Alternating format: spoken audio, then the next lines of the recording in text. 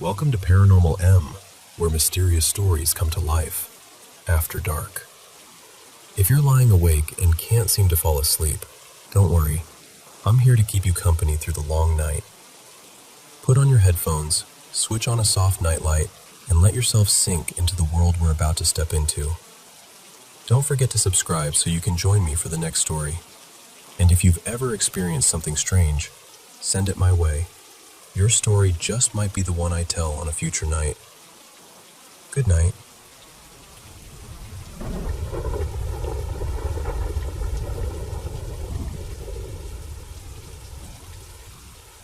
I need to start with a warning, because this story involves suicidal thoughts. This happened a long time ago, and even now, it still sits heavy with me. I basically helped raise my younger sister, Marin. We were incredibly close. Honestly, I was more like a second parent than just a big brother. We never really fought, never had those big screaming matches people talk about. It was always us against the world. That changed when she turned 18. She had fallen hard for this guy and wanted to move halfway across the country to Colorado to be with him. I didn't want her to go. I wanted her to stay and build a future here. There was this amazing opportunity at a university in our state, one of the best schools around, and they just launched a program that covered tuition for students from low-income families. It felt life-changing, the kind of chance people wait their whole lives for. I begged her to think about it. I told her I'd help with bills, rent, whatever she needed, just so she'd stay and go to school nearby. But she had her mind made up, and for the first time in our lives, we really went at it. We argued in circles until we were both hurt and angry, and then I left and went back to my apartment. That night, sometime around 4 in the morning, I woke up out of nowhere with this awful feeling in my chest. Just pure dread. Like something was wrong and I already knew it before I had any reason to. I lay there for a few minutes trying to shake it off, and then my phone lit up. It was a text from Marin. She said, "I'm sorry. I can't do this anymore. Goodbye." The second I read it, I called her. I remember saying, "Please don't do anything. Just stay there. I'm on my way." I threw on clothes and ran outside. Back then, I drove this dark blue Honda Prelude that I was ridiculously protective of, so I always parked it way out in the lot where nobody else would hit it. And when I got out there, I stopped dead. Above my car, maybe as high as the tops of the trees, there were crows. Not a few, not even a couple hundred, thousands of them. They were circling and diving and crying out so loudly it filled the whole parking lot. It felt unreal, ancient, almost biblical. I'd never seen anything like it before, and I haven't seen anything like it since. Even now, talking about it makes me emotional, because it didn't feel random. It felt like I had stepped into something I wasn't meant to fully understand. But I didn't have time to stand there and process it. I got in the car and drove straight to my mom's house. I stayed with Marin the whole day. I talked to her, sat with her, made sure she wasn't alone. I told her I loved her. I told her I was sorry about the fight. And I told her that if moving away was what she truly wanted, then she had my blessing. Nothing mattered more to me in that moment than keeping her here and keeping her safe. Later, I told a friend of mine about the crows. She was very spiritual, and she told me that a lot of people think crows are a bad sign, but in some traditions they're seen as protectors, as guardians, as messengers that show up when something in the unseen world is trying to watch over you. Maybe that's true. Maybe it isn't. All I know is this: what I saw that night did not feel ordinary. And in the middle of one of the worst moments of my life, it felt like something was there with me, watching, warning me, protecting her.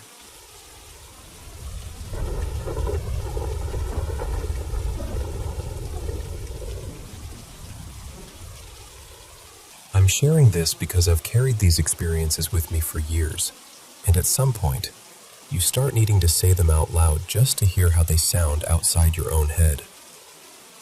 I'm not asking anyone to believe me blindly. I'm not even saying I understand all of it myself. I just know there have been moments in my life that never felt ordinary, and no matter how much time passes, they stay with me. The first experience I remember clearly happened years ago when I was living in South Carolina.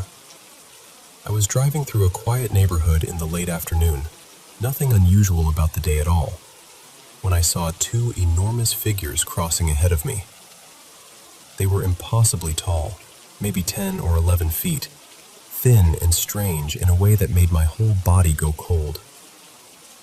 I remember staring, trying to make sense of what I was seeing, and then in an instant, they weren't those figures anymore. They looked like deer, but not normal deer, far too large, almost unnatural. What unsettled me most was the feeling that they knew I had seen them. I can't explain why I felt that so strongly, but I did. Over the years, there have been other things that made me wonder whether something has been happening to me for much longer than I realized. Whenever I go through airport security, I almost always trigger the scanner. It's never the same place twice. One time it's my shoulder, another time it's my leg, then my side. Even on back-to-back flights it changes. Maybe that means nothing. I know it could be coincidence. But after a while you start noticing patterns that don't feel random. Then there are the dreams, or what I've always hesitated to call dreams. Just recently, I had one where I was face to face with a being that terrified me. I can still remember the feeling of looking at it, even though the details slip away when I try to hold on to them. What stayed with me was this deep, disturbing sense of familiarity, like I had seen it before somewhere beyond memory. That was the part I couldn't shake. There's also something from when I was a teenager in Nevada that has never left me. I was around 16, home with my younger siblings one evening while my mother was out. We noticed strange lights through the kitchen window. At first, I laughed and joked that maybe it was aliens, because that felt easier than admitting how odd the lights really were. They were not like headlights, not like a helicopter, not like anything familiar. The lights moved closer until they seemed to hover a couple houses away. Against all common sense, I decided to go outside and take a closer look. Our shepherd mix came with me, and he was always protective, always the kind of dog who stood his ground. But when we got near enough to see it, I froze. The only way I can describe it is that it looked like a saucer-shaped craft, hanging there silently. My dog started out barking and growling, then suddenly everything changed. He began whining like he was terrified, then turned and bolted. That alone scared me more than anything, because it was completely unlike him. I ran too. I didn't stay long enough to understand what I had seen. I just knew I needed to get away. What makes that memory even harder is that my dog disappeared less than a week later. Maybe that was unrelated. Maybe it wasn't. I've gone back and forth on that for years, so that's why I'm telling this now. I don't have all the answers. I don't have complete memories, only fragments and feelings and moments that never made sense to me. But after carrying this for so long, I can't ignore how real it has felt in my life. I'm just wondering whether anyone else has experienced something like this. Something they couldn't fully explain, but couldn't forget either.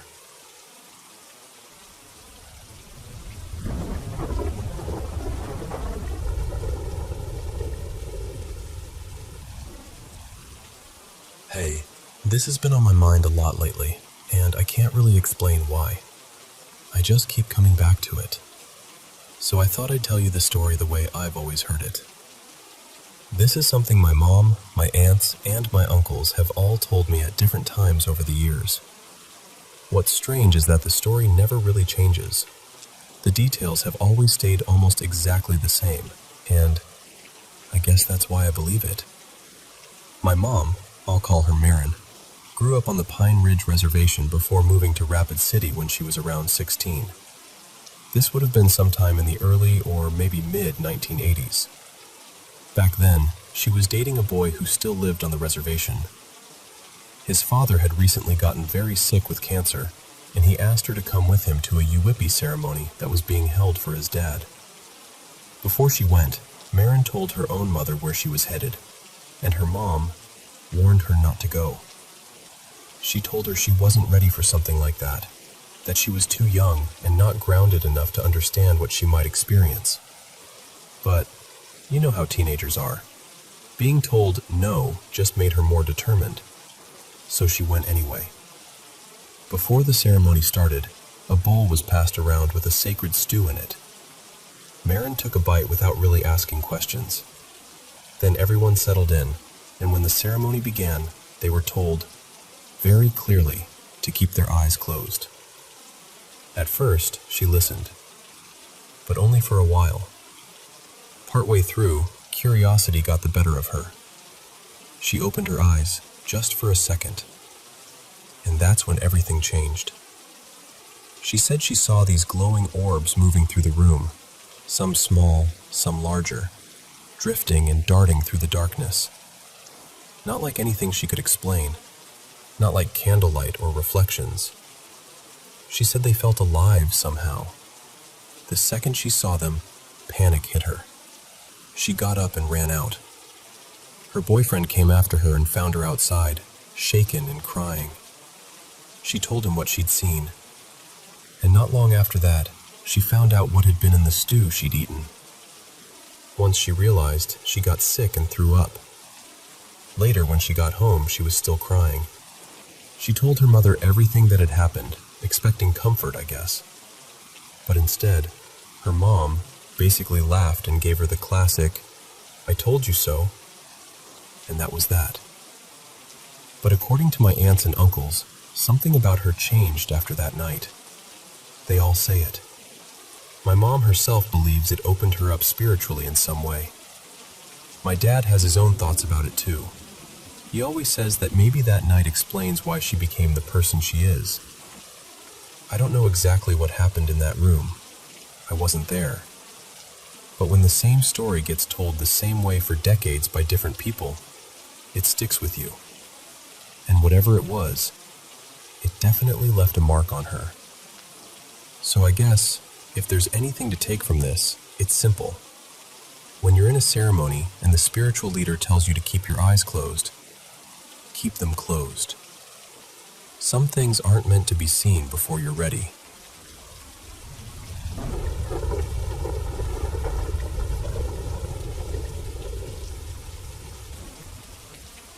So, I've actually got two strange stories for you. One happened to a coworker of mine, and the other happened to me personally. And honestly, both of them have stuck with me for years because I still can't fully explain either one. The first story came up during the work-from-home days, back when everyone was doing those casual video calls just to feel a little less isolated. After one of those hangouts, my coworker, I'll call him Mark, shared this story about a harmonica he had in high school. Apparently, Mark owned this pretty unusual harmonica in the key of G, which wasn't something you saw every day. It was expensive too, not the kind of thing someone would casually replace.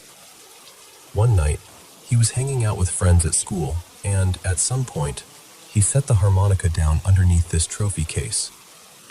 Later, before heading home, he picked it back up and put it in his pocket. Simple enough. But then, the next day, one of his friends came running up to him and handed him what he said was Mark's harmonica, the one he had supposedly left under the trophy display. The weird part was, Mark already had his harmonica. So he checked them both. Same rare key, same make and model. Even stranger, both of them had that same slight bend, like they'd both been sat on in someone's back pocket. The only real difference he could find was in the little scuff marks and wear patterns. Those didn't match. So now he's standing there with two nearly identical, slightly bent, uncommon G-key harmonicas, one of which should not have existed. And sure, the rational explanations are obvious enough on paper. Maybe it was some elaborate prank, or maybe it was just one of those absurd coincidences life occasionally throws at you. But still, it's a very odd coincidence if that's all it was. The second story is mine, and this one bothers me even more because I was there, and I still can't make it sit right in my head. This happened sometime around the summer of 2000, maybe 2001. I'd gone hiking with my best friend and my sister. It was one of those ordinary summer days that should have been completely forgettable. But when we got back to my car, there was a key sitting right on the windshield. At first, I figured somebody had found a lost key and just left it there, assuming it belonged to my car. But when I picked it up, I realized it looked exactly like mine. It was a Ford key, with the physical key attached to one of those remote fobs with buttons for the doors, trunk, and panic alarm. It looked just like the set in my pocket. And I knew it wasn't mine, because mine really was in my pocket. So I hit the panic button just to see what would happen, thinking maybe it belonged to some other Ford parked nearby. My car started blaring. That got my attention fast. So then I tried the physical key in my door, and it unlocked the car perfectly. I put it in the ignition, and the car started. Now, here's why that really shook me. When I bought that car used from the dealership, I distinctly remembered it coming with 4 sets of keys. 2 were just plain physical keys, and 2 had the electronic remotes. I kept 1 remote key on me and put the backups in places I'd remember. 1 at work, 1 in a kitchen drawer, 1 in a bag I used a lot. The other remote key, as far as I knew, was safely at home. So where did the one on my windshield come from? It's a fun story. I don't actually believe that's what happened. But I'll admit, it's more entertaining than the other explanations. The rational ones are these. Either the key belonged to another Ford and just happened to match mine in every possible way, including the remote and ignition, which feels like a stretch. Or I somehow misremembered how many keys I got from the dealer, and there had actually been an extra one all along that fell out somewhere earlier and only turned up then. That's possible, I guess. But it doesn't feel right. And that's the part that has stayed with me. Not because I think anything supernatural happened necessarily, but because every explanation feels just a little incomplete. So yeah, 2 stories, both small, both ordinary in a way, and both just strange enough to leave behind that lingering feeling that something doesn't quite add up.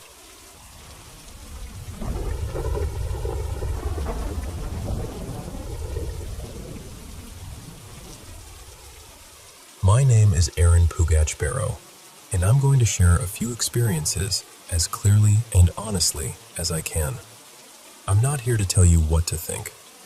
I'm just telling you what happened as best as I remember it, and you can decide for yourself. The first thing happened around 5 in the evening, though I can't remember the exact date. I was in Odessa, Texas, and I noticed 2 lights in the sky that looked like stars at first, but something felt off about them. What caught my attention was that they stayed in the exact same place while the sun was going down. Normally, as the Earth turns and the sky changes, stars appear to shift with everything else. These didn't. So I grabbed a pair of binoculars first, and then I looked through a telescope. I compared them to a normal star nearby. The real star looked exactly how you'd expect, just a bright little point of light. But these 2 lights looked different. Each one appeared to have 3 separate points of light arranged in a triangle. They weren't sparkling like stars. They were steady. Just 3 dots. From a distance with the naked eye, they would have looked like single points of light, but through the telescope, they clearly didn't look normal. They never moved. They just stayed there, completely still, and then after a while, both of them slowly faded out. Then, sometime between a few days and about a week later, another incident happened. Again in Odessa, around 3 or 3:30 in the morning. I was asleep when my brother came knocking at my door and woke me up. He told me something was hovering above the house. He said there was a light bright enough to illuminate the whole backyard, and he could also feel this strange air pressure along with a kind of low bass vibration. My mother woke up too, and that's important to me because she had work that morning. She would not have been awake at that hour unless something very unusual had actually happened. She said she felt and noticed the same thing. She also saw part of a large circular shadow cast across the backyard fence, like something huge was above the house with the moon behind it.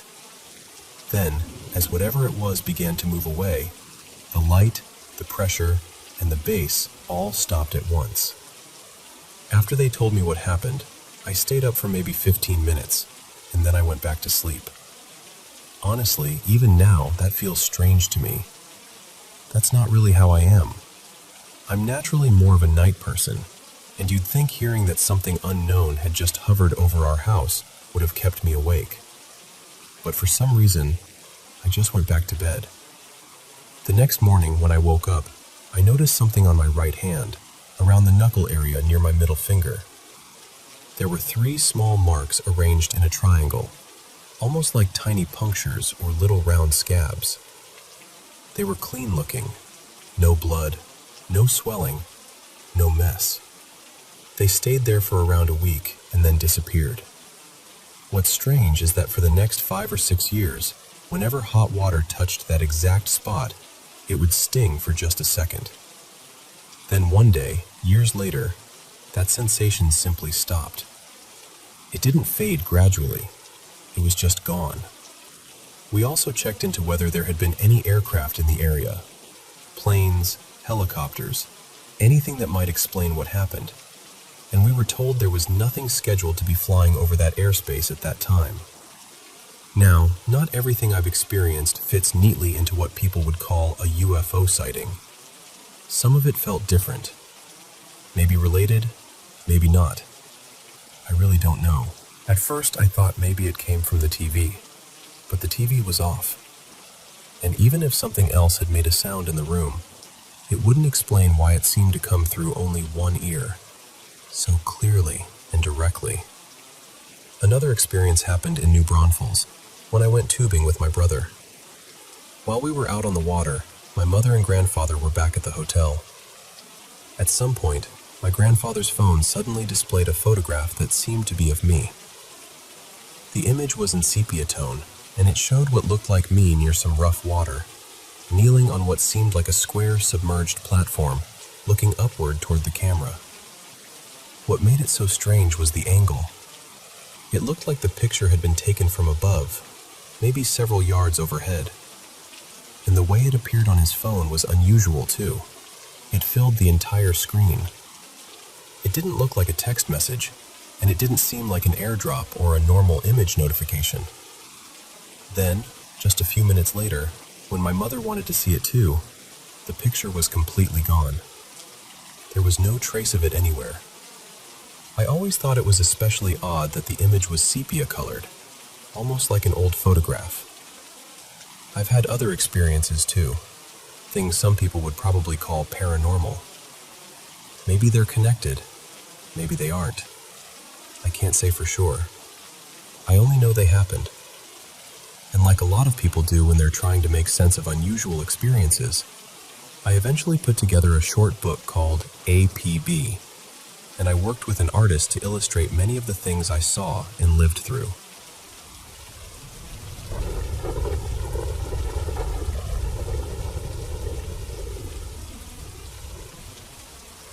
I think this happened either about a year ago or maybe 2.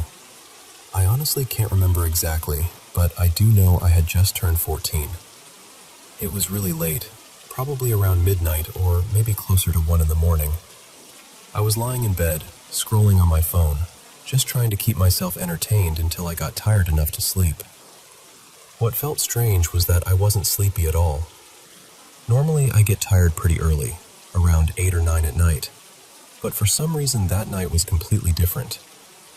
After a while, the sleepiness finally started to hit me, so I put my phone down and decided to try to rest. I closed my eyes and just waited to drift off. Everything was calm and quiet. The only sounds I could hear were the wind outside, and every now and then, a dog barking somewhere in the distance.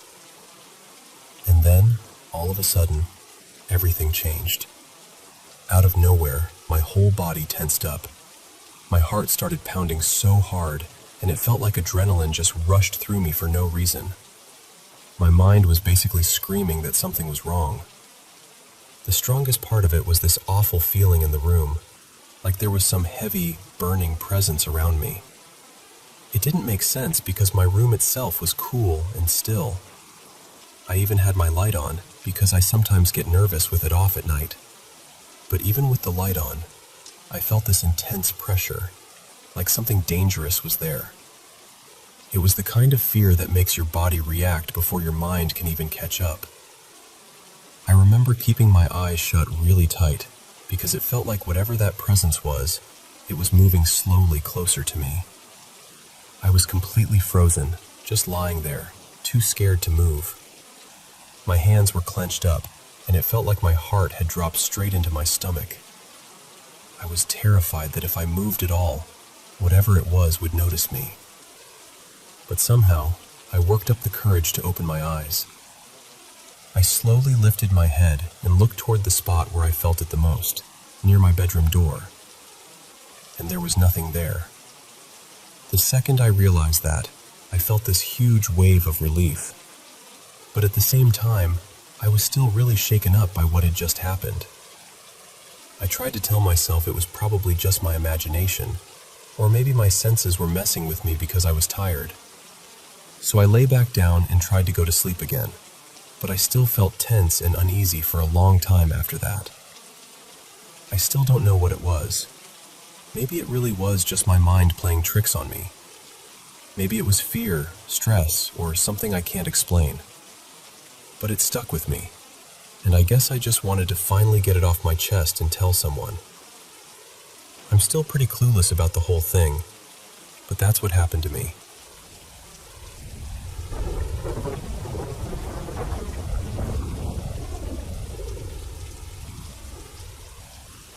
I've been carrying this around for a long time, and I think I finally need to say it out loud. It's been about 11 years now, and with everything happening in the world lately, I can't stop thinking about a string of dreams I had back then. The more I look at what's unfolding around us, the more I wonder if those dreams were trying to tell me something before I was ready to hear it. I know this might sound unbelievable. I know some people will hear it and immediately dismiss it. But I'm being completely honest with you. I'm not exaggerating, and I'm not trying to make this into something dramatic. I'm just telling you exactly how it felt. Back in 2014, I went through a period where I became deeply drawn to spirituality. I was meditating a lot, going into really intense states of stillness, and I started feeling presences around me more strongly than ever before. That wasn't entirely new for me. I'd had that feeling since I was young, but during that year it became impossible to ignore. Around that same time, a few strange things happened that I still can't explain. One of the biggest was a bizarre object I saw in the sky, something so unusual it genuinely changed the way I looked at reality. Then, just a few days later, I received a book in the mail called Secrets of the Cosmos. The strange part was that I never ordered it. It just showed up through a magazine subscription I used to have.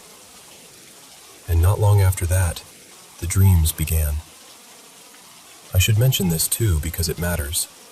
I don't drink, I don't smoke, and I don't use drugs. I was completely clear-headed through all of this. The first dream came near the end of 2014. In the dream, I suddenly become aware of myself standing beside my mother, who's lying sick in bed. We're in this apartment I don't recognize, somewhere high above a city, with this enormous window that looks out over everything. The place feels emotionally familiar somehow, but I know I've never actually been there. Then the sky changes. These pale, angular ships appear, bright, almost white, shaped in a way that felt unnatural and deliberate. Then more of them show up. Within moments, they start firing across the city. Darker ships rush in after them, and it turns into this full-scale battle in the sky. Missiles, smoke, panic, buildings shaking, just total chaos. And then one of the strikes hits our building. I can still remember the feeling of it, the shock, the noise, the confusion.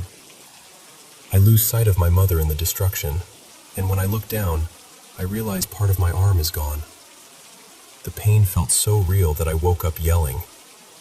My actual arm was burning hot to the touch, bright red, like the dream had somehow followed me out of sleep.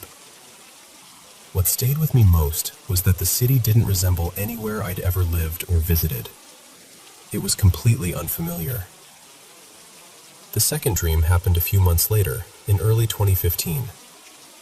This time, I wake up inside the dream already dressed in military-looking clothes. I'm standing alone on a road, surrounded by thick forest, and the whole place feels tense, like something is already in motion and I'm late to it. Then I hear movement in the distance. I remember feeling exhausted in the dream, standing there watching, trying to decide whether I should reveal myself and ask them for help. But before I can do anything, I wake up. Then came the third dream, later in 2015, and this one was different from the others in a way that's hard to explain. I wasn't inside the dream as myself anymore.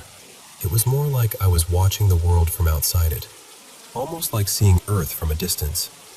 I could sense humanity struggling to adapt to some enormous shift. There were crowds of displaced people, countries trying to respond, governments attempting to work together in some places, while others kept fighting over land and power. I vividly remember South America being in turmoil, especially Brazil. And then, everything changes. A presence comes over me, gentle, powerful, calming in a way I've never felt before or since. In front of me appears this glowing sphere, golden with hints of green, suspended in space. It was large, taller than a person, with a ring around its middle like a band orbiting it. And somehow, it felt alive. I looked at it and asked, why? I didn't hear words out loud, but I understood the response instantly. It said, humans, love. I remember saying back, I don't understand. And then it answered again, humans, love. Must remember where they began. When I woke up, I was crying. Not from fear this time, but from the sheer intensity of it. It felt sacred. That's the only word I have for it. Sacred, beautiful, and overwhelming. For years, I tried to put all of this behind me. But now, in 2025, those dreams have come rushing back. The wars, the new military technology, the strange things people keep talking about online and in the news, it's all stirred something in me. And two things in particular really shook me. First, I saw recent images of stealth bombers and felt this immediate jolt of recognition. They looked so much like the dark ships from that first dream that I just sat there staring. Then not long after, I came across a video about a mysterious sphere reported in Colombia. I have no idea whether that story is real or not, and I'm not claiming it is. But the resemblance to the glowing sphere from my third dream gave me chills. After those dreams, I pulled away from spirituality. I didn't want any part of it anymore. Everything had felt too vivid, too close, too real. It scared me. So I shut that door and tried to move on with my life. But maybe I've ignored it for long enough. Maybe this means nothing. Maybe they were only dreams shaped by fear, emotion, and things I couldn't yet understand. That's possible. But maybe they were something more. Maybe someone hearing this has experienced something similar and never told anyone either. I don't know what any of it means. I really don't. I just know I couldn't keep it to myself anymore.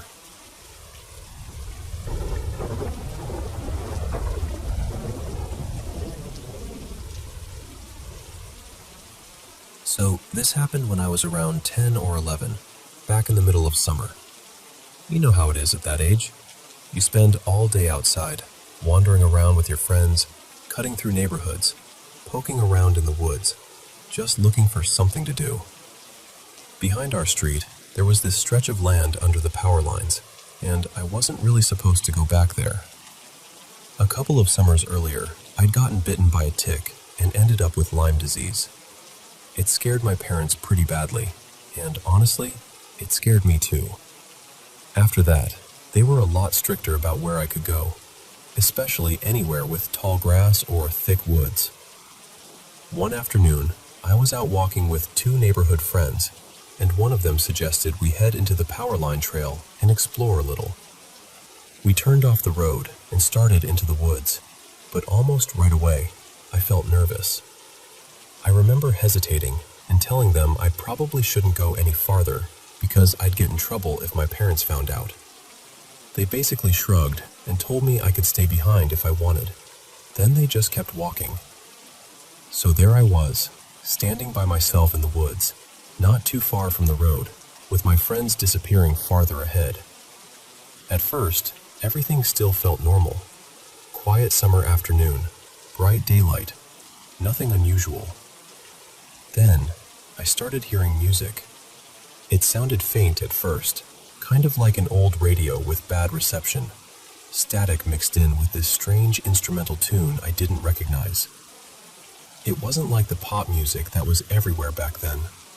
It was repetitive, eerie, almost hypnotic. I remember trying to explain it away immediately. I thought maybe it was coming from a car passing on the road, but the sound didn't move. That's what made my stomach drop. If it had been a car, the music would have shifted and faded as it drove by. This didn't. It just stayed there, like there was a radio hidden somewhere in the woods, just out of sight. And then, over the music, I heard children laughing. That was the moment everything changed. The laughter started softly, then grew louder within seconds. I turned around, scanning everywhere I could. There was nothing there, just brush, trees, the road behind me, and the power line clearing farther out. I couldn't even see my friends anymore, though I knew they weren't that far ahead. Then, I heard a woman's voice. I can still remember how wrong it felt. It didn't seem like it was coming from one direction. It felt like it was all around me at once, like it was in the air, or somehow inside my head. And she was calling to me in this sickly sweet, unsettling tone, saying something like, "Come here, sweetheart. Come closer." It was the kind of voice that sounds gentle on the surface, but every part of you knows it isn't safe. I stood there frozen, trying to convince myself I was imagining it. I kept looking around, desperate to find some actual person, some speaker, anything that would make it make sense. But there was nothing. No woman, no radio, no kids, nothing. Then I heard footsteps behind me, clear as day, leaves crunching, slow, deliberate steps getting closer. I never saw anyone, not once, but that was enough. Every instinct in me just snapped, and I ran. I took off as fast as I could, straight toward where my friends had gone. Within seconds, I finally saw them ahead of me, just walking and talking like everything was completely normal. I know how this sounds, but I didn't dream it, and I didn't make it up. Years later, I even brought it up to one of those friends, and she remembered me running up to them completely panicked. Out of everything I can remember from childhood, that was the most terrifying thing that ever happened to me. And honestly, even now, I still can't explain it.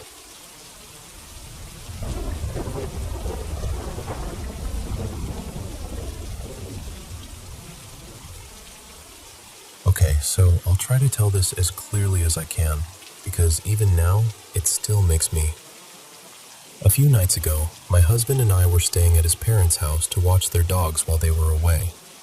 I've never been great at sleeping anywhere unfamiliar, so by around 4 in the morning, I was completely awake. My husband was asleep in the guest room, the dogs were passed out too, and I was the only one up. Their backyard is beautiful, honestly. It's got this neat landscaped lawn, and then farther out it gives way to these thicker patches of trees and brush along the sides and at the back. During the day, it looks peaceful. At that hour, though, it felt very different. I was sitting in the living room with a blanket, half watching some late-night rerun and drinking coffee. The room has these big glass doors that open straight out onto the yard, and the couch faces right toward them. No curtains, no blinds, nothing. Just dark glass and the garden beyond it. I vape, and since it's not my house, I'd been stepping outside every now and then to do that. So at one point I got up, walked over to the sliding door, and right before I reached for the handle, I noticed something out there. About halfway down the yard, off to the left near the trees, there was something. At first, I honestly told myself it was probably just a weird patch of shadow, or maybe my eyes playing tricks on me. But I froze. Every instinct in me said, no, don't open that door. I grew up in a place where you learn very quickly not to ignore that kind of feeling. So when that inner alarm goes off for me, I listen. I didn't even question it. I just stopped. I stayed where I was and kept staring at it. Then I slowly backed up and turned off the TV so the reflection on the glass wouldn't block my view. Once the room went darker, I could see outside more clearly, and that only made it worse. It looked tall. Not just tall like a person standing in the yard. I mean impossibly tall. Taller than anyone should be. And what stood out most were these large, pointed ears, or something shaped like ears, sticking up from its head. I know how strange that sounds, but that's exactly what I saw. And it wasn't standing still. It had this slow, rocking motion, like something shifting its weight back and forth. Not moving with the wind, not like a branch. More deliberate than that. More aware. I remember just standing there, barely breathing, not knowing what to do. I didn't want to wake my husband and somehow make it worse, and I definitely didn't want to turn my back on whatever that was. So I just kept watching it. I have no idea for how long. It could have been a minute or 10. Then, suddenly, it was gone. Not like it ran off. Not like I saw it move behind a tree. It was just no longer there. By then, I was so rattled I gave up on going outside at all. I ended up vaping near the kitchen window like a teenager breaking rules, which I'm not proud of, but there was no way I was stepping into that yard again in the dark. Once the sun started coming up, I felt a little better. I could finally see the whole yard clearly, every corner of it, and there was nothing there. No person, no animal, nothing that explained what I'd seen. Still, I stayed in that living room until morning, just watching and waiting for daylight to fully settle in. I didn't feel brave. I didn't feel dramatic either. I just felt deeply, unmistakably unsettled. And I still can't tell you what it was.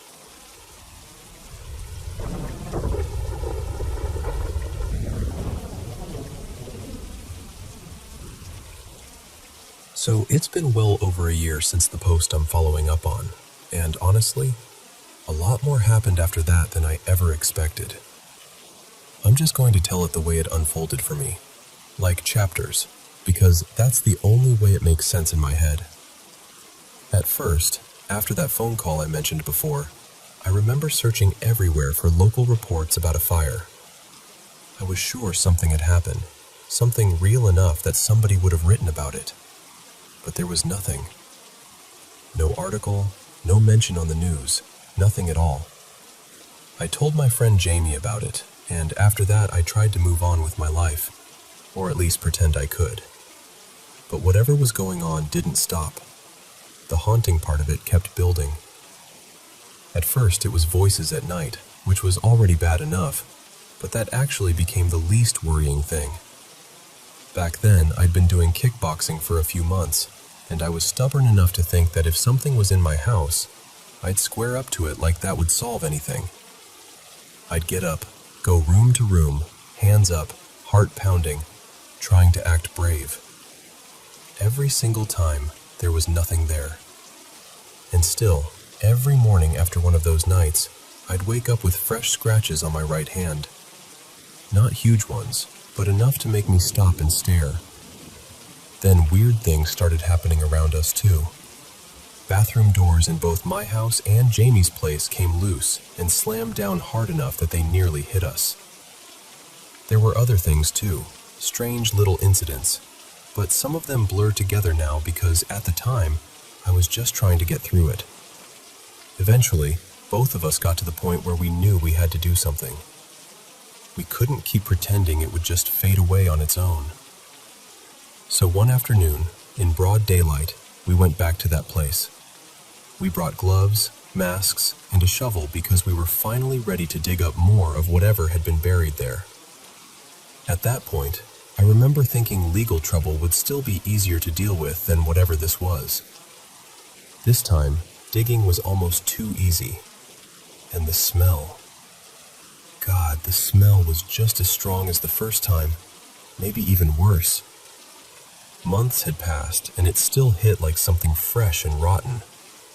There was an old coat wrapped around whatever had been hidden there, and right away I could tell it was too small to be an adult. That's when my mind went somewhere dark. Around those hills, people always talk about rituals, curses, old black magic stories. Usually I'd roll my eyes at that kind of thing, but standing there with that smell in my face, I wasn't laughing. I picked up the coat and let whatever was inside drop onto the ground. It was wrapped in cloth, so I tore it open with my hand, and inside was a rabbit carcass. It didn't look nearly as bad as it smelled, which somehow made it even worse. I remember just staring at it thinking, that's it? That's what all of this was tied to? We convinced ourselves that once it was uncovered, once the secret of it was out in the open, maybe it would lose whatever power it had. Maybe that was the end of it. And for a little while, it actually was quiet. Then out of nowhere, this random Instagram account started sending me horror reels. At first, I didn't think much of it because I like horror anyway, so I assumed one of my friends was messing with me. It felt annoying, maybe creepy, but still explainable. Then the account started messaging my friend Stefan too, and that's when it stopped feeling like a joke. But then the account brought up things Jamie had never even heard from me. When I asked what it meant by "the stars fell," the answer I got was "the tall dog." I still hate that name. And the worst part was how much that account seemed to know. Not surface level stuff. Personal stuff. Things I had never really told anyone, including old urges and private struggles I don't even want to go into here. It knew things about me and about Stefan that shouldn't have been accessible to some stranger behind a burner account. That was the moment it really sank in for me that this probably wasn't a friend playing games. Then, after weeks of this bizarre pattern where the account would send us reels that somehow reflected our fears, our moods, or secrets it had no business knowing, the tall dog showed up again. This time I was alone. I had gone out to a smaller patch of woods I used to visit after long runs. It overlooked a beautiful view, tucked below an old church near ruins that always looked ancient to me. Maybe Greek, maybe something even older. It was one of those places I'd go to clear my head. Quiet, familiar, safe. Or at least I thought it was. And then I saw it. The tall dog. The second I recognized it, I knew this wasn't going to be like the first time. There was no one with me, no witness, no backup, nothing to make me feel grounded. Just me and that thing. And I ran. I mean, really ran. I've always been fast, but fear does something to your body. It turns every nerve into fuel. I tore down that path like my life depended on it, because in that moment, I believed it did. And I could hear something behind me. That sound is what I remember most. Not even seeing it, just hearing the pounding behind me and knowing I couldn't stop. I hit the main road and kept going, past a tennis court where people just turned and stared at me like I'd completely lost my mind. Honestly, I probably looked like I had, but I didn't care. I just kept moving until I was far enough away to finally slow down. By the time I stopped, I was shaking and trying to breathe, and that's when I noticed Stefan had called me. I answered and told him what had happened, and then he sent me screenshots from that Instagram account. The account had warned him I was in danger while it was happening. The timestamps matched. Exactly. That part still gets to me, because there was no normal explanation for how whoever ran that account could have known where I was, or even that I'd gone out there in the first place. And if I'm being honest, if I were Stefan hearing the story from the outside, I probably would have thought I sounded more suspicious than the account did. That's where everything changed for good.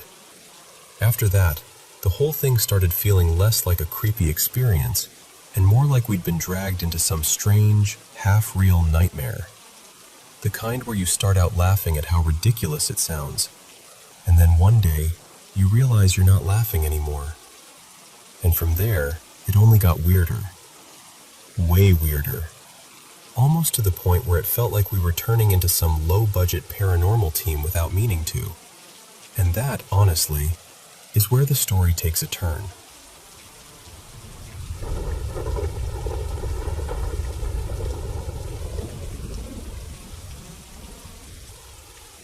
You know, I've had a few strange experiences over the years, and only recently did I notice they all had one thing in common somehow. Every single one involved an older person. I don't know what that means, or if it means anything at all, but once that thought hit me, all those memories came rushing back. One of the first ones happened when I was driving home after a late shift at a sports bar where I worked. It was the kind of place that stayed open extra late for fight nights and big games, so I was heading home somewhere around 2:30, maybe closer to 3 in the morning. On my usual route, I always passed this retirement home that had been under construction for months. I'd seen it over and over again, dark and empty every time. But that night was different. As I drove by, the parking lot was absolutely packed with people. I mean, completely full, shoulder to shoulder, just covered in elderly people standing there. What really got me was how still they all were. Nobody was talking. Nobody was moving around. And I didn't see any cars either, which made it even stranger. It was just row after row of older people standing there in silence. I remember trying to talk myself out of being creeped out. I thought maybe an alarm had gone off. Maybe they'd evacuated the building for some reason. That would have made sense, except when I passed by again a day or two later, the place was still under construction. Still not open. And when I asked around, people told me nobody had even moved in yet. That one stuck with me. Then there was the phone incident. I was at a friend's place one night, hanging out with a few people, and I realized my phone was gone. I'd had it just minutes earlier because I'd used it to look up something about the movie we were watching. Then suddenly, it had vanished. We all searched for it together, calling it over and over, checking the couch, under chairs, in the kitchen, everywhere. There were 5 of us looking, and nobody found a thing. Nobody even heard it ring. Eventually, I gave up and drove home. I took the exact same roads I'd taken to get there, and I even drove slowly, scanning the street like somehow the phone might be lying in the road.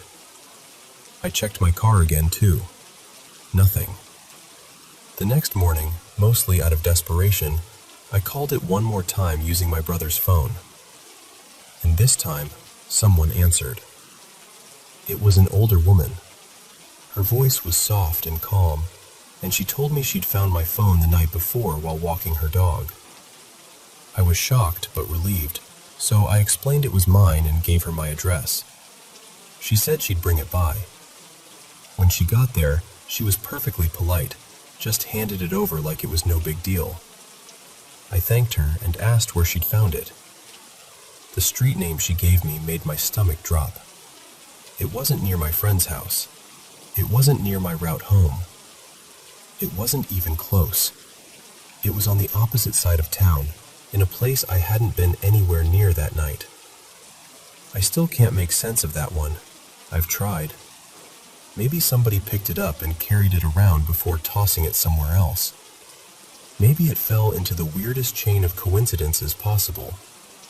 But even now, that explanation feels flimsy.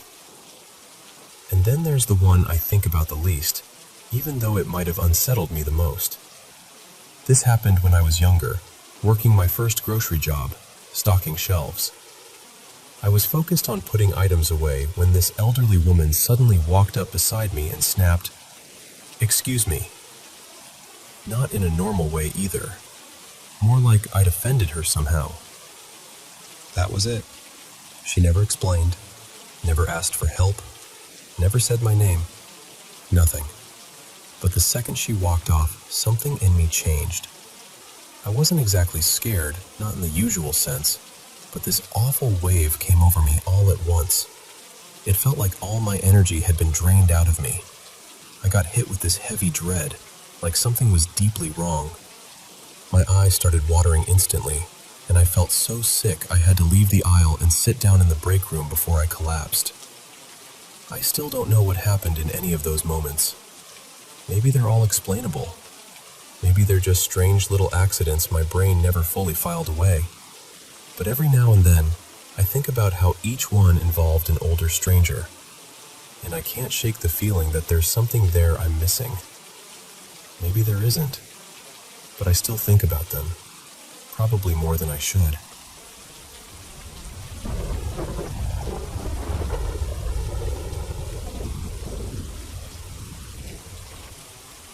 You know, back in 2017, I finally took this week-long trip to Ireland, which felt deeply personal because so much of my ancestry traces back there. I was excited from the moment I arrived, and within just a few days, I'd already made my way to places like Newgrange and the Hill of Tara. It felt like I was walking straight into something ancient. At the Hill of Tara, I had one of the strangest encounters of the whole trip. I met this older man named Taryn, or at least that's what he introduced himself as, who claimed he was the last appointed king of Tara. He was living out of an old van parked beside the hill, spending his days talking to visitors and telling his story. Honestly, he didn't seem unwell or confused. He had this calm, steady presence about him, and even now, I still feel inclined to believe he believed what he was saying. That evening, I ended up joining him and a few other travelers for what I can only describe as a very improvised little seance around a fire. There were spoken blessings, odd offerings, drinks being passed around, a bit of dancing, a bit of smoke in the air. Nothing threatening, just a little messy and theatrical, I guess. It wasn't quite the deeply mystical experience you might imagine, but it was memorable all the same. The one thing that really stuck with me happened in the middle of it. One of the women suddenly told everyone to stop because she said she could see a golden light somewhere behind my left shoulder, out in the brush. We all paused and looked, but none of us could actually spot anything. After a minute or two, we shrugged it off and carried on with the night. We camped below the hill after that, tucked away in the thickets where we wouldn't attract attention. I'd actually picked the spot first, and the others drifted in later. Nothing else unusual happened, and by morning, we all just quietly went our separate ways. A little later in the trip, I was heading north toward Portrush. Before that, I'd passed through a small town tied to actress Michelle Fairley's family, and by pure chance, I wandered into an old pub connected to them. It was one of those places that felt instantly warm and familiar, even though it was nearly empty. There was just one woman working there, and she was kind as could be. I would have loved to stay longer, but it was getting late, and I still had a bus to catch. By the time I got to the coast, it was already evening. I'd been thinking I might try camping near one of the caves around Giant's Causeway, because locals had told me stories and made it sound possible. But once I got off the bus, I realized I had absolutely no idea where I was in relation to any of that. So I asked the driver where someone might pitch a tent without causing trouble, and he suggested the grassy dunes by the shore. He said nobody would bother me there. So that's where I went. The wind was strong that night, really tearing across the coast, and I walked through tall grass for a while before I found this tiny little hollow in the dunes. It was almost unbelievably perfect, just enough room for me and my tent, like it had been waiting there. It was shallow, but deep enough to block the wind if I crouched down, and my tent sat just low enough that the gusts mostly passed over it instead of slamming into it. I felt ridiculously pleased with myself for finding it, so after setting my things inside the tent, I went around to the sheltered side, lay back low in the grass out of the wind, and took a photo. I was still wearing my headlamp, which lit up the tent pretty well, though it completely washed out the sea behind it. When I looked at the image, though, I noticed something immediately. There was a small green-gold light hanging directly above my tent. I just stared at it. There were ship lights way out on the horizon, sure, but this was different. It wasn't in the right place, and it wasn't the right color. I got up and looked around with my headlamp, trying to find whatever it was, but there was nothing there. Then I switched the lamp off and stood there in the dark, letting my eyes adjust, and still, nothing. I couldn't see a thing with my own eyes. This all happened within seconds. I tried to reason it out. It didn't seem like an insect. The wind was far too strong, and I felt like I would have seen it in the beam. A bird made even less sense. So the only thing I could think to do was take more photos. And the light kept showing up. Not in the same place every time either. In the images, it seemed to move around, drifting above the tent, shifting from one side to the other, almost circling. I took as many pictures as I could, one after another, until finally, it just stopped appearing. After that, every photo came out normal. I was unsettled, sure, but tired more than anything. And because I couldn't explain it, I did what most people probably do with things they can't explain. I pushed it aside and went to sleep. When I woke up at dawn, I felt oddly energized. I started packing up. My setup was always tight in a tent that small. Boots outside under the fly, pack inside, everything arranged carefully. My phone, though, I hadn't tucked into a side pocket. I'd left it resting on top of my backpack overnight, and when I picked it up that morning, I found the screen had been freshly cracked. Not just scratched, cracked hard, right near the top center, around the speaker and sensor area. I was stunned. This phone had been brand new. I'd never dropped it, never fallen with it, hadn't mishandled it once on the trip. And the ground beneath me had been nothing but soft grass and sand. No stones, no sticks, nothing that could have done that. What really got me was how fresh the damage looked. There were tiny fragments still sitting on the surface of the phone and on my bag, like whatever had happened right there during the night. I know how this sounds. I do. But I've never really shaken the feeling that I may have disturbed something out there. Personally, I've always leaned more toward calling it a fairy than a will-o'-the-wisp, mostly because of the whole chain of events. The strange gathering at Terra, the golden lights someone claimed to see behind me, then this glowing thing appearing over my tent, and finally, the cracked phone in the morning. Maybe there's some perfectly ordinary explanation. Maybe one day technology will be able to tell us exactly what kind of light I photographed that night. But until then, all I really have is the story. And to be honest, I still don't know what to make of it.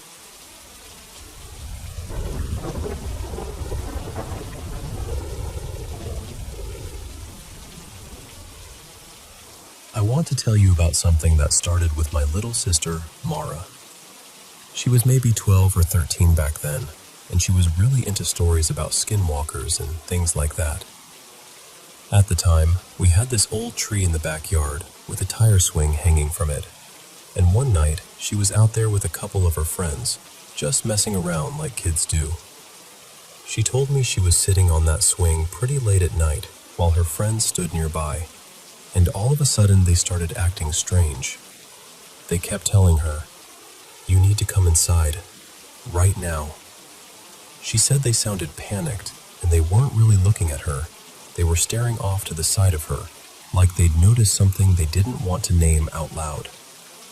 After maybe a minute or two, they gave up trying to convince her and ran back toward the house, still standing in the doorway, begging her to come in. Mara said she'd kind of zoned out for a second, and when she finally snapped back to herself, she felt it before she saw it. She said it felt like there was something next to her that absolutely should not have been there.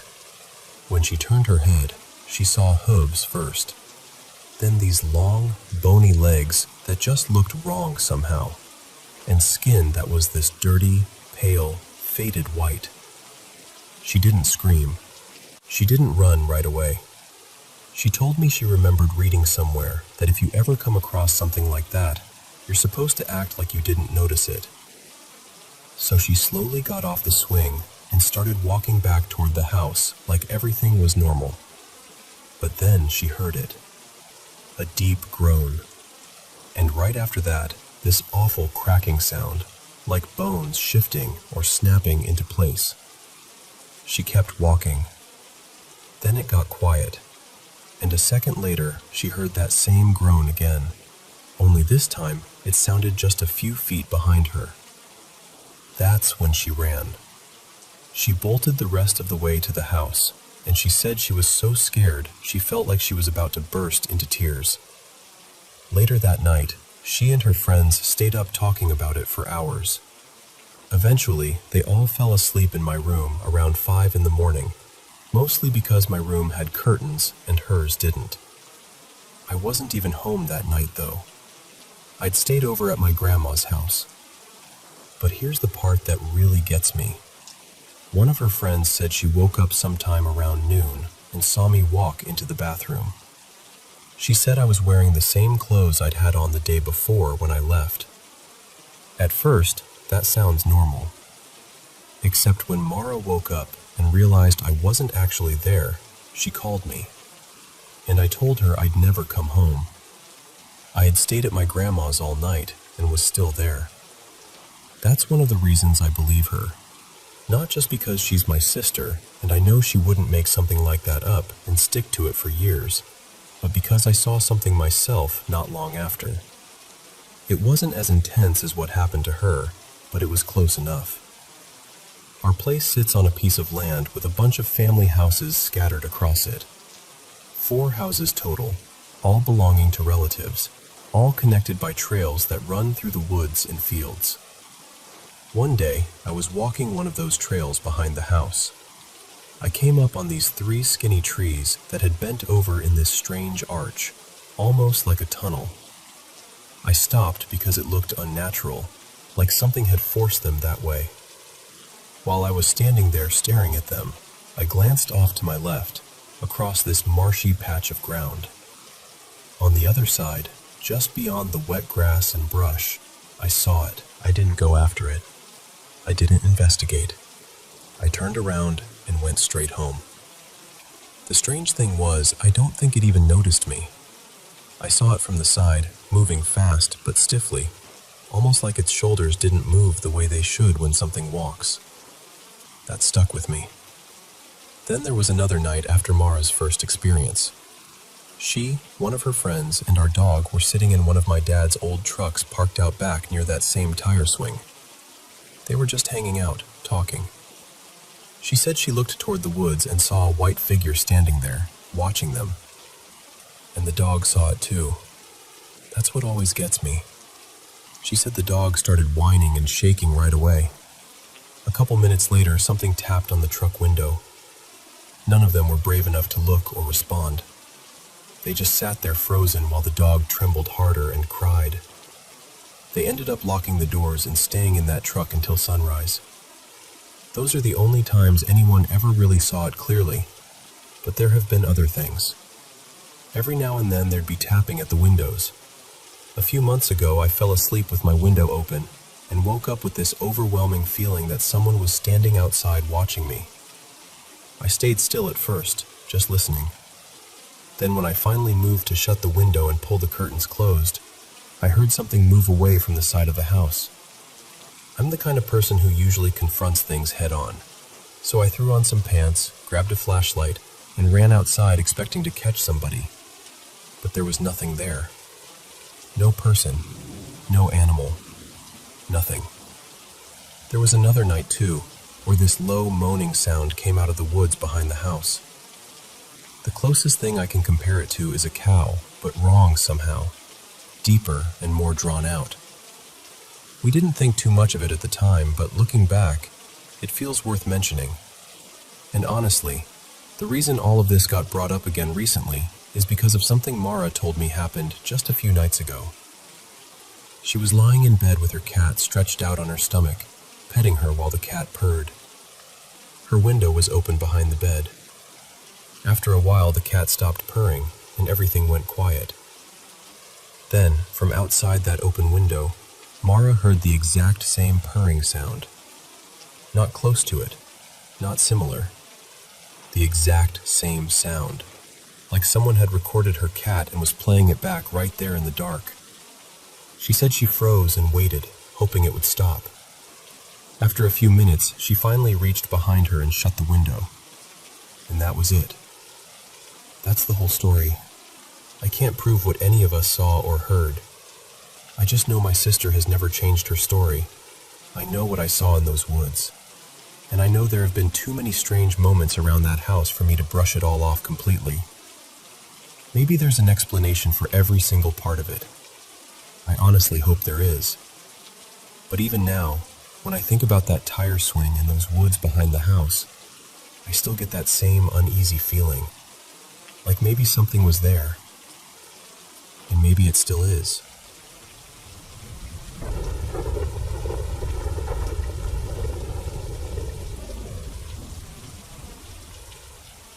I was around 16, maybe 17, and I remember I'd been having one of those heavy, quiet days where everything just feels a little off.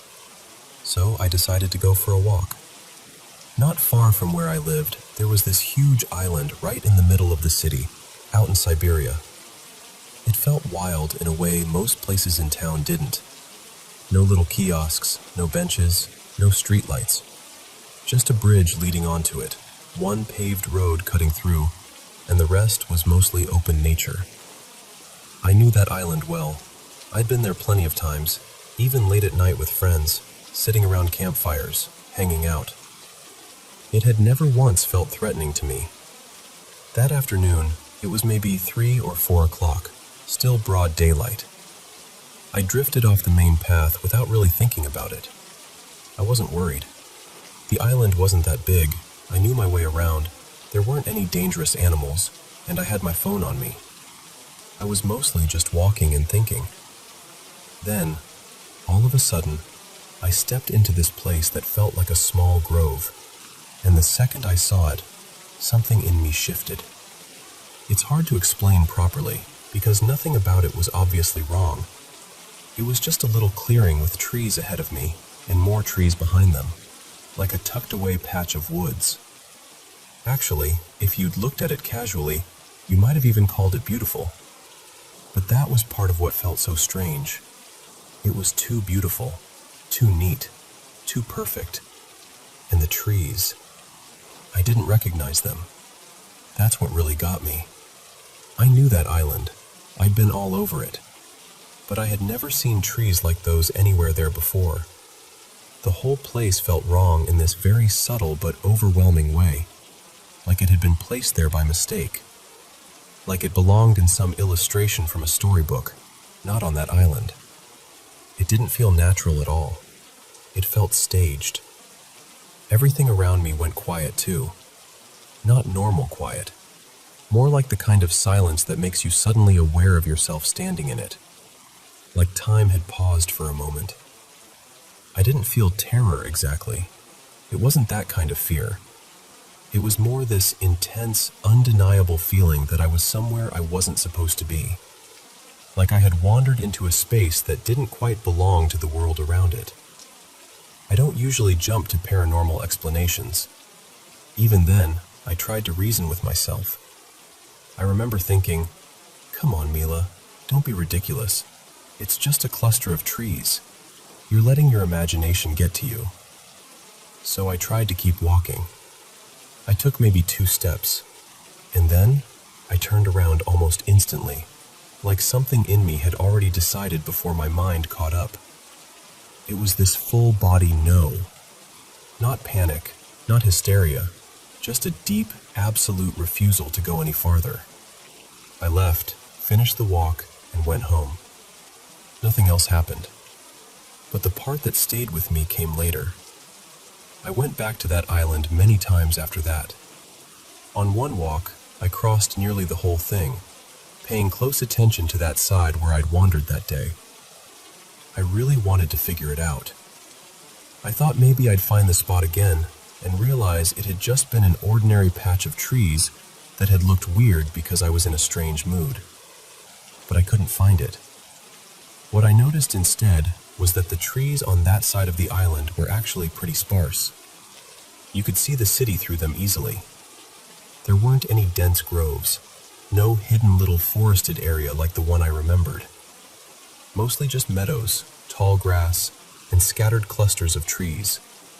And not one of them looked like the trees I saw that day. That's what still bothers me. Because I know what I saw. I know what it felt like.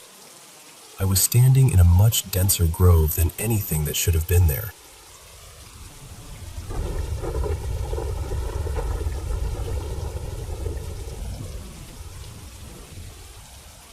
A little while ago, I was driving home late at night after a long road trip with my then partner. I had just dropped him off, and I was making my way back alone, tired and ready to be home. As I got closer to a junction I knew well, I noticed the car in front of me starting to slow down. It was the kind of busy intersection where some cars turn right and others continue straight, so slowing down there is normal. The driver ahead had their hazard lights on too, which caught my attention. They started slowing earlier than most people usually would, so I eased off as well. That was when I realized something was wrong. I pressed my brakes, and the car barely responded. At first, I was confused. I thought maybe I was imagining it, or maybe the car was just acting strangely for a second. But when I tried again, it became clear. My brakes were failing. I remember this wave of fear coming over me, but I had to stay focused. I kept the car moving slowly, trying not to panic. Then the driver ahead of me switched their hazard lights on again, almost at the exact moment I needed to start slowing down. And somehow, that kept happening. What still amazes me is that the road was unusually empty that night, even that junction, which is normally so busy. The car in front of me had open road ahead, yet the driver continued at this careful, steady pace, as though they were guiding me. Every time I needed to slow down, those hazard lights came on. Every single time. And that car stayed ahead of me for much longer than you would expect, almost like it had appeared just for me. In that moment, I felt deep in my spirit that I was not alone. All my life, I had heard people speak about guardian angels, but that night, I truly felt I had encountered one. I believe with all my heart that God sent help to me through that vehicle, through that unseen kindness, through that perfectly timed protection. When I finally made it home safely, I was completely overwhelmed. I went straight to bed, still trying to process what had happened. But deep down, I knew it had been more than coincidence. It was spiritual. It was divine. And ever since then, I feel like I've continued to see God's hand in my life. Unexpected blessings, open doors, gifts I never saw coming, favor in my work. Miracle after miracle. The reason I'm sharing this is because not long before that night, I had prayed and promised God that if He showed up for me, I would give Him glory publicly. So today, that's exactly what I'm doing. Father God, Thank you for protecting me. Thank you for covering me, guiding me, and reminding me that your hand is upon my life. Thank you for your grace, your favor, and your mercy. I pray that you continue to shine on me and lead me into all you have prepared for me. Let me be a vessel for your glory. In my career, bring me breakthroughs greater than anything I have imagined. Bless the work of my hands. Provide for me in abundance, enough to pay every bill, settle every debt, move into a beautiful home, and live well while also being able to bless others.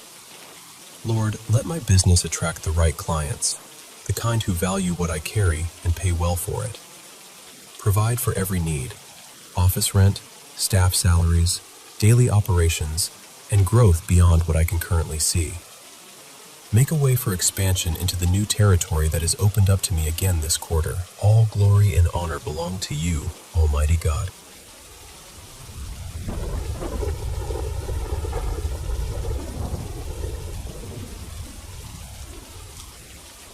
You know, I still think about this sometimes, even all these years later.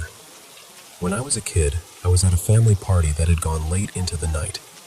It was one of those big, loud, happy gatherings where there were relatives everywhere, little kids still bouncing around in the inflatable jumper, and a bunch of adults in the backyard laughing, singing, and carrying on like the night was never going to end.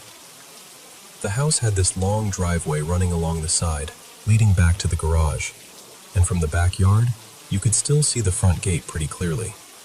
The jumper was set up near that gate on a patch of grass. I mention all that because the layout matters to how clearly I remember it. At some point, I was standing near the gate by myself, just kind of lingering there for no real reason. I looked up into the sky, and there it was. Right above the house was what I can only describe as a classic flying saucer. I know that sounds ridiculous, but that's exactly what it looked like. It had that smooth disc shape people always joke about, with lights circling around the edge, and it seemed to hover there in this eerie, silent way. I just stood there staring at it, trying to make sense of what I was seeing. Then, after a few seconds, it suddenly shot off toward the northeast, fast enough that it was gone almost instantly. The first thing I did was look over, and my sister Marisol was already staring up too. We looked at each other at the same time, and I asked her, "Did you see that?" She just nodded and said yes. That part has always stayed with me, because it wasn't just me. If it had only been me, I probably would have convinced myself eventually that I imagined it, or got caught up in being a kid at night under strange lights. But she saw it too, and when we looked around, all the other kids were still playing like nothing had happened. Nobody was pointing at the sky. Nobody was reacting. It felt so strange, like somehow only the two of us had noticed it. After that, we went around asking people if they'd seen anything. I remember asking my mom, and she brushed it off immediately, the way parents do when they think kids are just making up another wild story. Nobody seemed interested, and nobody else claimed to have seen it. And because we were kids, Marisol and I did what kids do. We started turning it into a story. We came up with this idea that maybe it wasn't really a UFO at all, but some kind of magical ride, like something from a theme park, with people sitting inside it like it was a floating attraction from a commercial. I can still remember the images we made up in our heads, the way children naturally add color and wonder to anything mysterious. Eventually, the night moved on, and so did we. Then years later, the memory came back to me out of nowhere, and I asked Marisol if she remembered it. The second I brought it up, her eyes got wide. She remembered it too.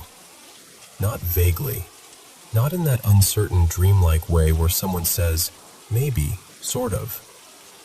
She remembered looking up, seeing the object, noticing nobody else reacting, and even the silly story we made up afterward. The only difference was that she didn't clearly remember the way it shot off at the end, while I still do. But the main thing, the part that matters, was the same for both of us. That's what unsettles me. So I keep coming back to the same question. What did we actually see?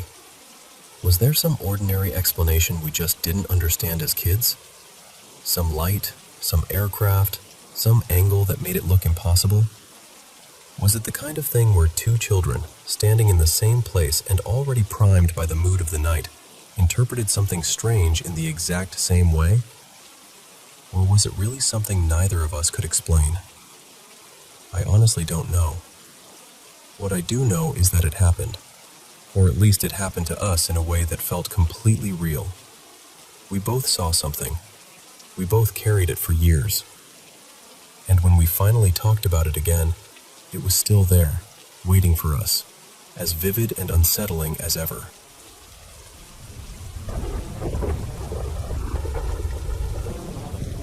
Hello everyone, welcome back to the Paranormal M channel. How's your day going? I'm a little tired, but being here and sharing my paranormal experiences with all of you around the world makes the exhaustion disappear, because I genuinely love what I do. Drop a comment and let me know where you're watching from. And don't forget to subscribe and turn on notifications. Thank you so much for always supporting the channel, and thank you for sending in your paranormal experiences. Good night, everyone. So, it's been about 3 years since I left my sleepy little hometown and moved into the city. Big buildings, loud nights, the kind of place where even the air feels like it's rushing somewhere. When I first arrived, I didn't really have a proper place yet. For a while, I stayed in my grandparents' old house. After they passed, it just sat there, quiet and half forgotten. Eventually, my family rented a small corner place not far from a busy street. Nothing fancy, just good enough for now. At first, everything felt normal.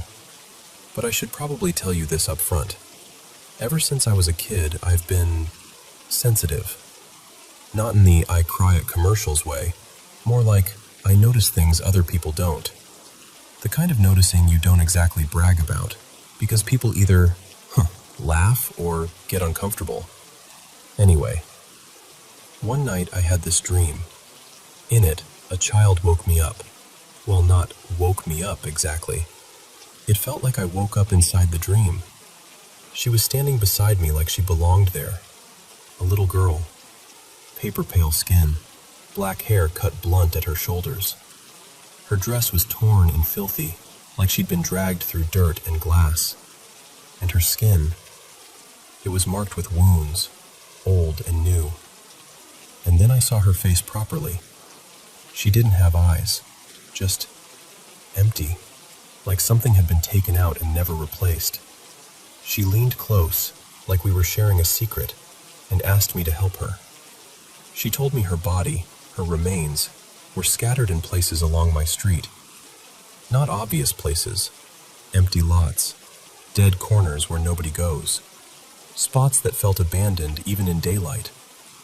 It was so vivid that when I woke up, I just laid there staring at the ceiling, trying to convince myself it was only a nightmare. I did what most people do. I ignored it. I told myself dreams are just brain noise. But after that, things started happening. It began with a smell. In the kitchen, I'd catch these sudden waves of perfume. So sweet it felt thick, like syrup in the air. It would hit the back of my throat and make my nose sting. The weird part was, it happened when nobody else was around. And I knew it wasn't my mom or me because neither of us wears sweet perfume. We're more like clean soap, maybe a light floral, not that sticky candy sweet scent. Then there was my room. My room was always colder than the rest of the house, like it had its own weather. Windows closed, doors shut, fans off, didn't matter.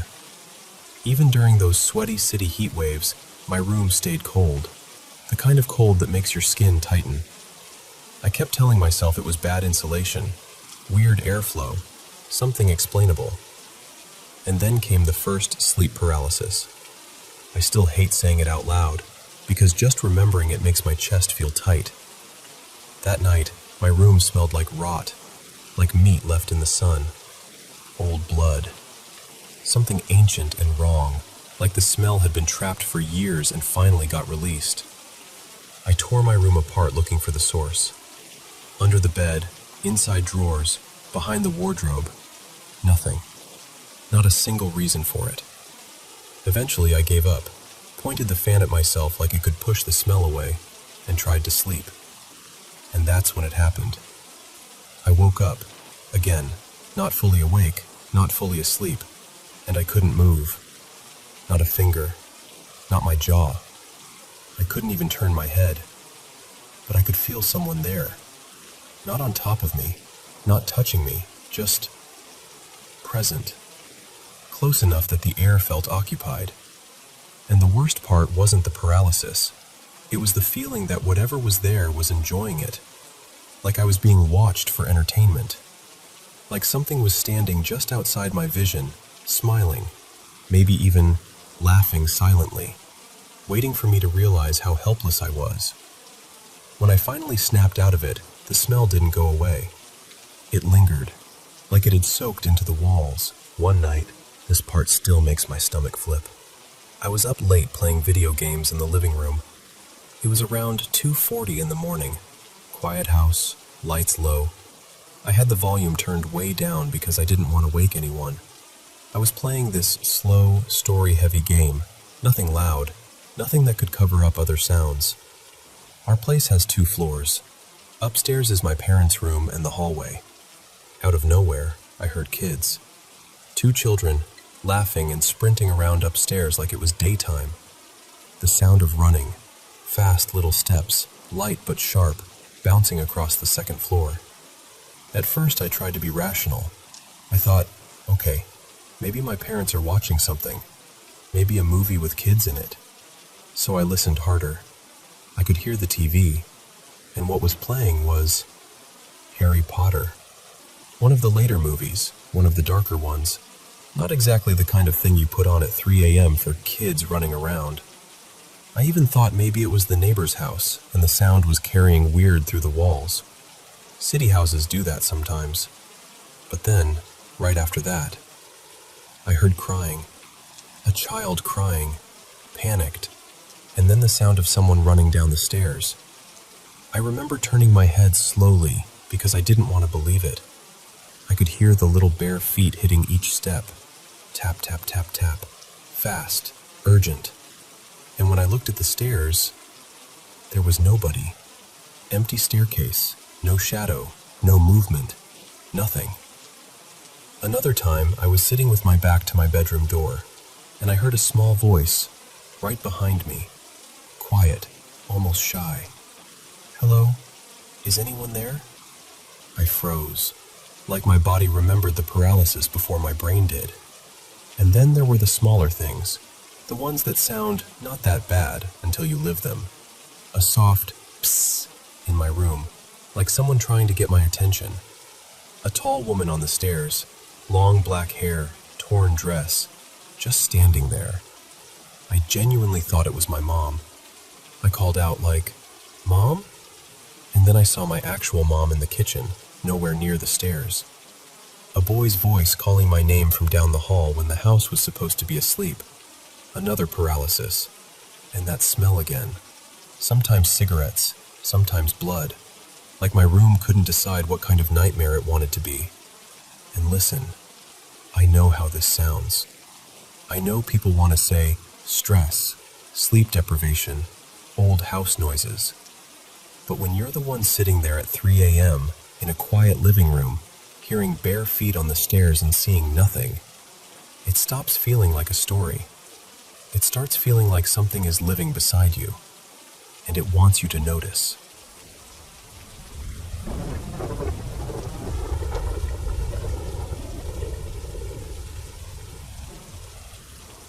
Hey, so I'm not going to drag this out or act like I have all the answers. I just want to tell you what happened, because it's been sitting in the back of my mind ever since. I'm 19 now, and I live in a small town in southern Indiana. One of those places where it feels like everyone knows everyone, and the quiet can be almost too quiet. A few weeks back, my buddy Eli and I decided to go for a walk right before sunset. Nothing weird about it, just 2 friends trying to kill time, clear our heads, talk about life. We ended up taking this long road outside town, the kind with trees packed tight on both sides, branches leaning in like they're trying to meet over your head. We were talking about old memories, dumb stuff we did growing up. And somehow the conversation drifted into paranormal stories, like it always does when the light starts fading and you're surrounded by woods. Eli starts telling me about this picture his aunt supposedly has. He says there's this strange face in the background, like it doesn't belong there, and his family swears it's the spirit of a native man. I remember laughing a little, not to be mean, just because I didn't know what else to do, but I was listening. And right when I'm about to ask him to explain more, like, okay, what do you mean a face? We hear it. Off to our right, deep in the woods, a sharp crack, like something hard snapping. Not like a branch, more like a bottle or a thick pane of something breaking. That clean, violent sound. I stopped in my tracks. My whole body went cold in that instant, like my brain decided for me. I turned and said, "Nope, we're going back, right now." Eli didn't want to at first. He gave me the whole, "it's probably nothing," routine. But the timing was just too perfect. Like the woods heard what we were talking about and responded. After a minute of me insisting, he finally agreed, and we started heading back toward town. At first, everything felt normal again. Quiet. Almost peaceful. Like whatever that sound was, it was over. I was even taking pictures. Just random stuff. The moon coming up. The road stretching ahead. The sky was clear and bright enough that the moonlight actually lit the field beside the road. But then my phone died, and after that, it was just us walking and talking in the dark. The way you do when you don't have a screen to hide behind. And listen, I'm naturally paranoid. I always have been. I'm the kind of person who checks behind me without meaning to, like it's a reflex. I scan tree lines. I notice shadows. I pay attention to the quiet. So we're walking, and I do one of those quick checks to my right, toward this open field that runs up to the edge of the trees. And that's when I saw it. I swear to you, for a second my brain didn't even accept what my eyes were showing me. It was standing near the tree line, maybe, I don't know, 70 or 80 feet away. Tall. Too tall. Like the height of a small tree. 7, maybe 8 feet. It wasn't thin in the normal sense. It was wrong looking. Broad shoulders, a thick back, but also this stretched out, lanky length to it, like it was built to move fast.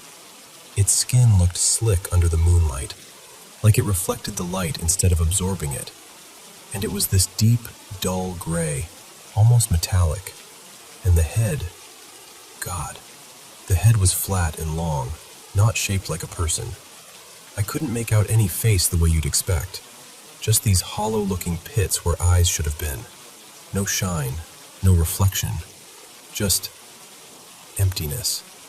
Then it moved. It dropped down and started running. But not like a person.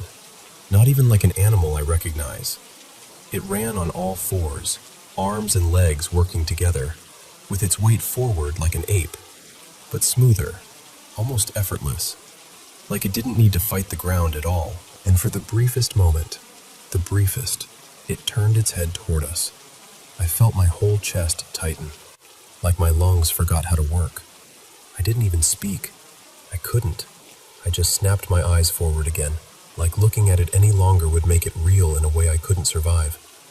I stopped walking without meaning to. Eli stopped too, a step behind me, and we stood there for a few seconds that felt like an hour. He was still staring. Finally, when my brain caught up enough for words, I whispered, "Did you see that?" Eli didn't even hesitate. His voice sounded thin when he answered, "Yeah." And then he described it, without me prompting him, almost exactly the way I'd seen it. Huge, not human, moving fast. Wrong. That was the part that really did it. Because fear is one thing when you're alone. But when the person next to you saw the same thing, that changes your whole world for a second. We kept walking because we had to. There wasn't another road back. But we didn't talk. Not one word. We just walked like we were trying not to breathe too loud. When we finally got back to the car, it was like we both remembered how to be human again. We got in, shut the doors, and just sat there for a second, letting the silence settle. I've never seen anything like it since, and I'm not interested in going out there to prove anything. The whole thing lasted maybe less than a minute, and it didn't make a sound. Not even the bushes. But I know what I saw, and I know what Eli saw.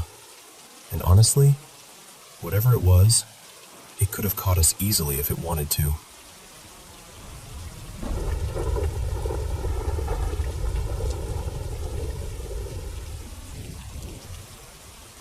So before I tell you this, I want you to understand where I'm coming from. I'm in my 60s, I'm pretty grounded, and I've never been the type to live in some fantasy world. No drugs, no visions, no habit of making things up for attention. If anything, I'm the guy who doesn't talk about weird stuff, because I'd rather not have people looking at me sideways. But there's this thing that's followed me since I was a teenager, and every now and then, when I get pushed into a certain kind of anger, real, deep, shaking anger, it's like something in me moves, and then something out in the world moves too. The first time I noticed it, I was about 16. I was dating this girl named Kara, and we had one of those stupid, heated arguments that feels like the end of the universe when you're that age. She stormed off toward this little storefront. Glass door, big plate glass window right beside it. I remember my hands were trembling, not from fear, but from that hot, helpless rage. And I did this motion, this empty-handed throw. Not like I had anything in my fist, but like I was pitching something invisible.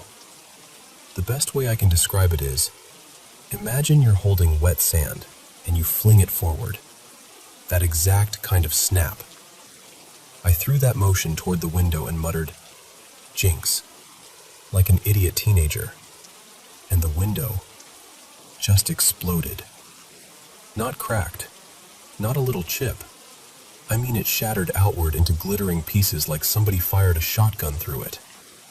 I froze. Kara froze. And my buddy Eli, who was with me, just stood there with his mouth hanging open like his brain couldn't process what his eyes were seeing. Honestly, mine couldn't either. My stomach dropped like I'd stepped off a roof. Here's the weirdest part. I didn't feel powerful. I felt shocked. Like, what did I just do? But at the same time, there was this sensation in my arm and chest, like heat and pressure leaving me. I started calling it a fireball later, not because there was literal fire, but because that's what it felt like. Something hot being launched from the inside out. Years went by. I didn't sit around practicing it or showing off. I tried not to think about it honestly. Life moved on. Then one morning, early, still dark out, I was driving to work and this guy in a beat-up sedan cut across lanes like he owned the road. He clipped me hard enough that my tires hit the shoulder. For a second I thought I was going to roll. My heart went straight into my throat, and I felt it again, instinctive, like a reflex.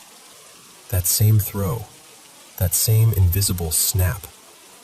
And I swear to you, the car that nearly ran me off the road suddenly jerked, overcorrected, and slid right down into the ditch off the side. Just gone. Like the road rejected him. I sat there shaking, gripping the steering wheel, whispering, "No, no, no, no." Because the fear hit me right after. The thought that maybe I wasn't imagining it, and maybe I'd just done something terrible. There were a couple smaller moments over the years too. Things that happened right after someone wronged me, especially if I felt cornered or humiliated or threatened. Not every time. Not on command. That's the part people don't get. It's not a superpower you can show at a party. It's more like a storm that only shows up under the exact conditions. And for a long time, it didn't show up at all. I almost convinced myself it was just coincidences tied together by memory, until not too long ago. I was parked outside a local shop, right in the accessible spot. And yeah, I use it. I've got my own issues, my own pain, my own limitations.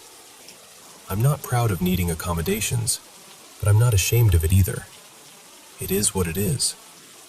I got out and said, as calmly as I could manage, "Hey, look what you just did." And instead of apologizing, he smirked and goes, "Maybe you should learn how to park."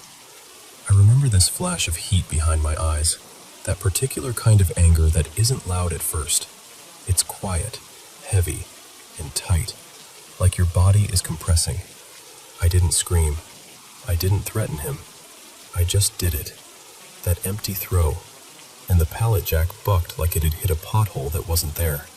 The whole stack tipped, and soda cases went flying and bursting open like fireworks, cans rolling everywhere, foam spraying the pavement. Total chaos.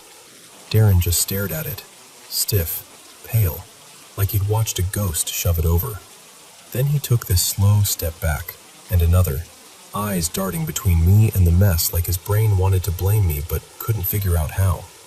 As I walked away, I saw another pallet sitting behind his truck, still wrapped, still neat.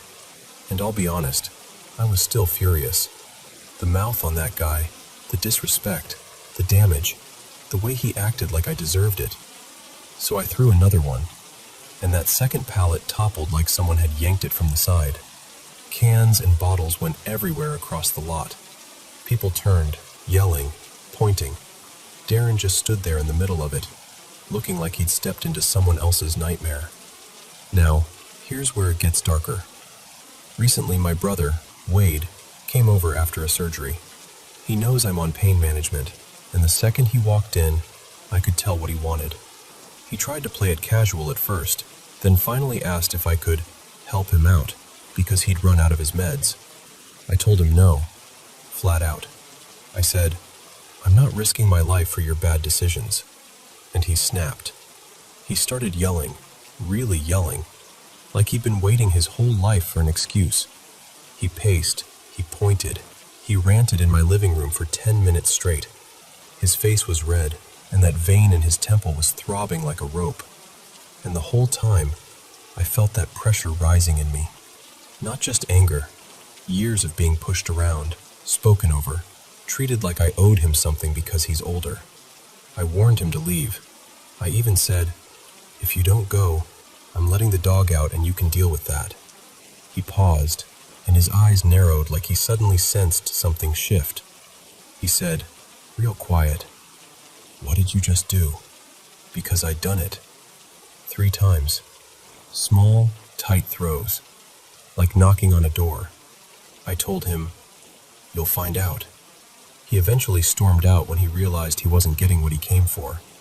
Later that day, I heard he got into a wreck, rear-ended a pickup at an intersection. And then, on top of that, he got violently sick for days. The kind of sick you don't joke about. And I'm not going to pretend I felt proud about it. I didn't. I felt a mix of things: anger, relief, guilt, exhaustion. But mostly, I felt this cold realization again. Whatever this is, it doesn't care about family. It doesn't care about should. It shows up when something in me hits a certain limit. I don't know what causes it. I don't know if it's psychological, spiritual, something scientific we don't understand, or just a chain of coincidences that have followed me my whole life like bad weather. All I know is, it's real enough to me that I've spent decades trying not to touch it. And I know how this sounds. I do. If you're listening and thinking, "Yeah, sure, I get it," I'd probably think the same if someone else told me. But I'll ask you one thing, just one.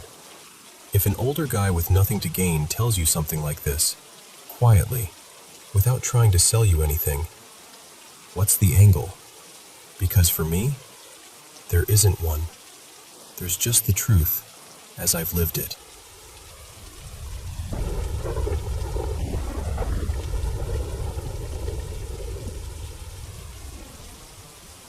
So this was years ago. One of those stretches in my life when sleep just didn't come easy. It was way past midnight, the kind of hour where the whole house feels like it's holding its breath. Everyone else was out cold, and the hallway outside my room was completely dark. I remember having to get up to use the bathroom, and I was being ridiculously careful because my bedroom door was so loud. Like, it didn't just creak, it complained. And the latch? The latch would click if you so much as thought about letting go too fast. So I moved like I was trying not to wake a dragon. I slowly turned the knob, eased the door open, slipped out, did what I needed to do, and came back the exact same way, quiet as I could possibly be. I even waited until I felt the door fully settle shut before I gently released the knob. Then I got back into bed, still wide awake, just staring into the darkness, hoping my brain would finally get bored and power down. And that's when it happened. I heard my doorknob move. Not a rattle, not a random creak. I mean the slow, deliberate turning, like someone was doing the exact careful motion I'd just done. I was lying there with my eyes open, fully alert, and my bed was close enough that I could see the door clearly in the dim light from the street outside. The latch released. The door opened, just a little, maybe an inch, and I waited for a face. I don't know why, but my first thought was, oh, it's probably my mom. Maybe she heard me moving around. I expected someone to peek in and whisper, "You okay?" But nobody was there. Just the door, cracked open, like it had decided to do it on its own. I remember my stomach going tight, because I knew I'd latched it. I'd practically treated it like a bomb I was trying to disarm. I stayed frozen for a while, long enough for it to feel ridiculous. Like, okay, maybe I'm imagining things. Maybe it didn't fully catch. Finally, after a few minutes of staring at that stupid inch-wide gap, I got fed up and reached over and pushed the door shut, harder than I meant to, loud enough that I didn't care anymore. It clicked closed for real that time, no question. I lay back down, telling myself that was it. That was the whole weird thing. Over. Done. And then, another sound. Footsteps. Not in my room. Out in the hallway. Coming up the stairs. The steps were slow and spaced out, like someone was climbing carefully. I could hear each one, and there were a couple steps near the bottom that had this really distinct creak, like a higher squeal than the others. That detail is important, because the weirdest thing started happening. The footsteps would get almost to the top, and then they'd start over again, at the bottom. I know how that sounds, but I swear that's what it felt like. I'd be listening, counting them without meaning to, hearing those particular creaky steps, and then, suddenly, those same creaks again like the person had returned to the first few stairs and was coming up all over. This happened a few times, and every time I started paying close attention, it was like the whole sequence reset. I kept thinking, maybe they turned around. Maybe they forgot something. But it didn't make sense. It was too consistent, too looped. Eventually I tried to ignore it, because what else do you do in the dark when you're alone and half convinced your brain is making everything up? But then the footsteps didn't restart. This time they reached the top and kept going, down the hall, toward my room. There was this heavy silence that followed, and in it I heard the smallest sound, like feet settling into carpet, shifting weight, finding a stance. And then the breathing started. At first it was so light I wondered if I'd imagined it, but it got louder, heavier, like someone was standing inches from the door just breathing on purpose. Slow inhales turned into deeper, hungrier breaths. Then it became rough, like a struggle, gasping, crackly, wet in the back of the throat, the kind of breath that makes you think of someone who's been smoking for decades. It sounded close, not down the hall, not on the stairs, right there. I went completely rigid, like my body decided for me. Don't move, don't look, don't do anything that tells it you're awake. My heart was pounding so hard I felt it in my ears, I remember staring at the wall beside the door because I couldn't make myself look directly at it. It felt like it lasted forever. If I'm being honest, it was probably only a minute or two, but in my head, it stretched out into this long, horrible tunnel of time. And then the breathing stopped. There was another pause, so quiet it almost felt like my whole room was listening. And right before it ended completely, I heard it. A sound like a raspy little chuckle. Not loud, not dramatic, just there.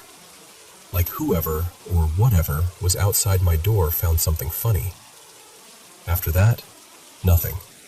No footsteps leaving, no door sound. Just quiet again, like the house had snapped back into normal. I know how easy it is to explain something like this away. Sleep deprivation. That weird, half-awake state where your brain fills in gaps. An overactive imagination. I've thought all of that too. But here's what gets me. I've had sleep issues on and off ever since I was a kid. And in all the years since, more than 2 decades, I've never had anything else happen like that night. And even now, just talking about it, I still get that cold, crawling chill. It makes me wonder, has anyone else ever had something like this happen? Like your house was familiar and safe, until it suddenly wasn't.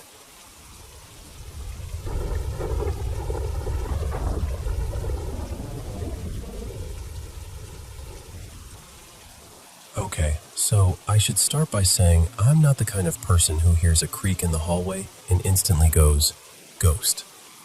I'm more of a, the house is old, my brain is tired, it's probably nothing type. Or I was. We moved into this place around spring of 2023.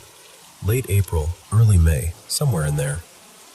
It's not like the house felt evil or anything, but weird little things would happen that I'd shrug off because, honestly, I'm not trying to spiral over every odd noise. The first time I remember feeling genuinely unsettled was on July 4th, 2023. I was doing this intense deep clean in my room and the bathroom connected to it, like scrubbing everything, full-on cleaning mode. My mom and my youngest sibling were out, and the rest of my family, my dad and my 2 other siblings, were outside. So it was just me inside. I finish in the bathroom. My arms are full of cleaning stuff, and I step out into the hall to set everything down by my door. I turn back into my room, and my lights are off. Not flickering, not dim, just off. And when I look at the switch, it's flipped down too, like someone physically turned it off. I remember just standing there like, did I do that? And because my memory is kind of trash sometimes, I decided I must have turned it off without realizing and immediately forgot. But here's the part that kept bugging me. It happened more than once, and it only ever seemed to happen to me. Then 2024 rolls around, and things stop being mildly weird and start being, okay, what the hell? One day I'm home alone, and my little sister, her name's Mila, has this habit of getting into cabinets and causing chaos. She's a climber, she's impulsive, and she genuinely doesn't always understand what she's doing. So we keep those child safety slide locks on a bunch of cabinets. One of my cats decides he's going to become a criminal and break into the food cabinet. So I'm trying to lock it, but the safety lock is missing. Like gone. I search everywhere. I'm checking counters, drawers, the floor. Nothing. Right next to that cabinet is a pantry with a sliding door, and that door is open just a few inches. The lock should have been easy to spot because it's dark gray and the cabinets are bright white. I turn around to look again, and I hear a tiny sound behind me. Not loud, but enough that I whip my head back. And the lock is suddenly there, hanging from the cabinet handle. Not even snapped shut, just placed there, swinging slightly like someone just put it on and let go. My stomach dropped. I just stood there staring at it because I was home alone, completely alone. No explanation. No, maybe I missed it. It wasn't there, and then it was. I didn't even finish what I was doing. I locked the cabinet, went upstairs, and basically hid in my room until my family got back. Later that year, don't ask me what month because it's blurry, I messed around with one of those paranormal apps. Not because I believed in it, more like curiosity, you know? Like a dumb what-if moment. The app started spitting out random words that didn't even connect, so I laughed it off and stopped. After that, I was on my bed listening to music, and my bedroom door started opening. Like, slowly drifting open on its own. That door doesn't usually do that. I got up, closed it, and locked it, trying to be logical like, maybe the latch is loose.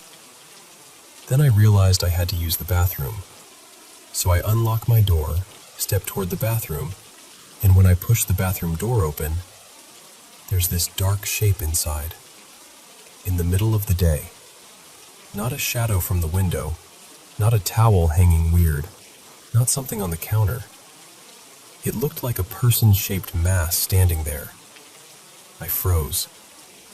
My brain went blank. The second it did, I ran. Ran out of the house and waited outside until my mom came home, pretending I was totally fine, even though I was basically vibrating with fear. After that, there were smaller things. Little moments where I'd feel watched, or hear something and then convince myself it was the house settling. I didn't want to give it power by obsessing over it. But then, about 2 months ago, I started getting scared of my bathroom at night. No big event triggered it. I just felt this deep, irrational dread when it got dark, like my body knew something my brain didn't. So I did something that sounds ridiculous when I say it out loud. I dragged a chair in front of the bathroom door, like a barricade, and I started burning lavender incense at night because it calmed me down enough to sleep. And then the nightmares started. Every night, I'd dream about this woman. Same feeling every time. Cold, heavy, wrong. In the dreams, she'd say, "When I get out, I'm coming for you." Not screaming it, almost calm, like it was a promise. Here's the creepy part. I didn't even connect it to the bathroom being blocked. I just thought, cool, my brain is punishing me for being stressed. Then last week, I moved the chair away because I was tired of feeling like a crazy person in my own room.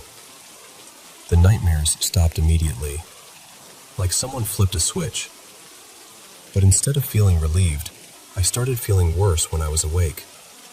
My room felt heavy. I felt tense all the time, like the air itself was pressing down on me. A few days after that, Mila and I were home alone. Everyone else was out. My mom and siblings at the store, my dad at work. Our rooms are close, like 2 doors apart. I'm on my phone when there's this loud banging on the front door. Not a knock, a pounding. It goes on for almost a full minute. Our front door has these long glass panels, so you can usually see who's there. Mila cracks her door open, and I'm like, okay, it's probably our brother messing around. So we go downstairs together. And the second we get to where we can actually see the front door, the banging stops. No one's there. My mom's car isn't in the driveway, and we live up on a hill with stairs leading to the door, so it's not like someone could have sprinted away in the half second between us looking and the sound stopping. Mila looked at me with these wide eyes, and I realized she was as freaked out as I was. And that's when it got even harder to deny, because now it wasn't just me. 2 days ago, Mila told me she saw a woman in her room. She thought it was our mom at first, like she genuinely believed our mom was standing there.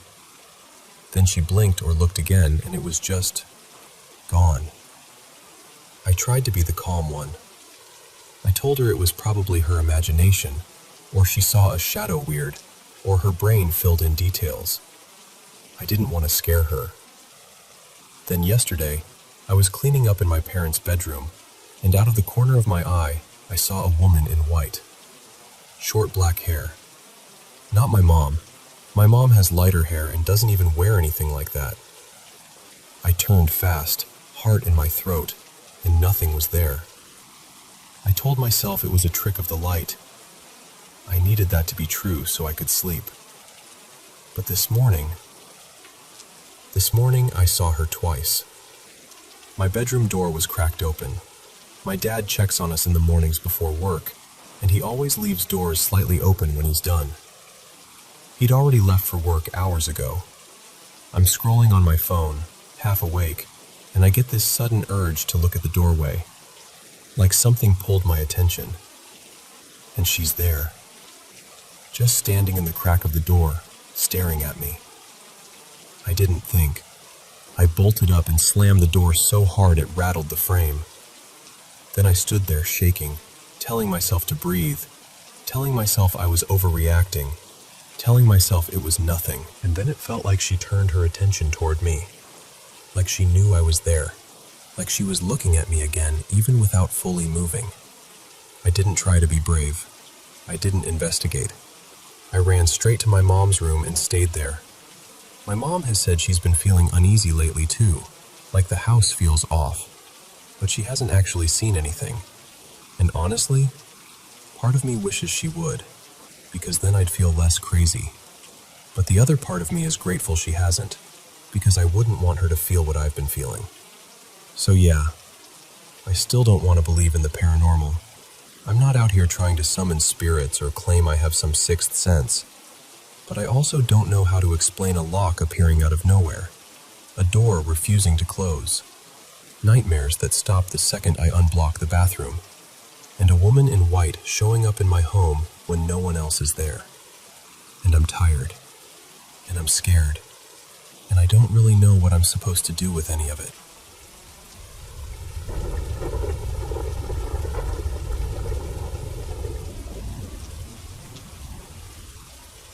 Hey, thanks for letting me get this off my chest.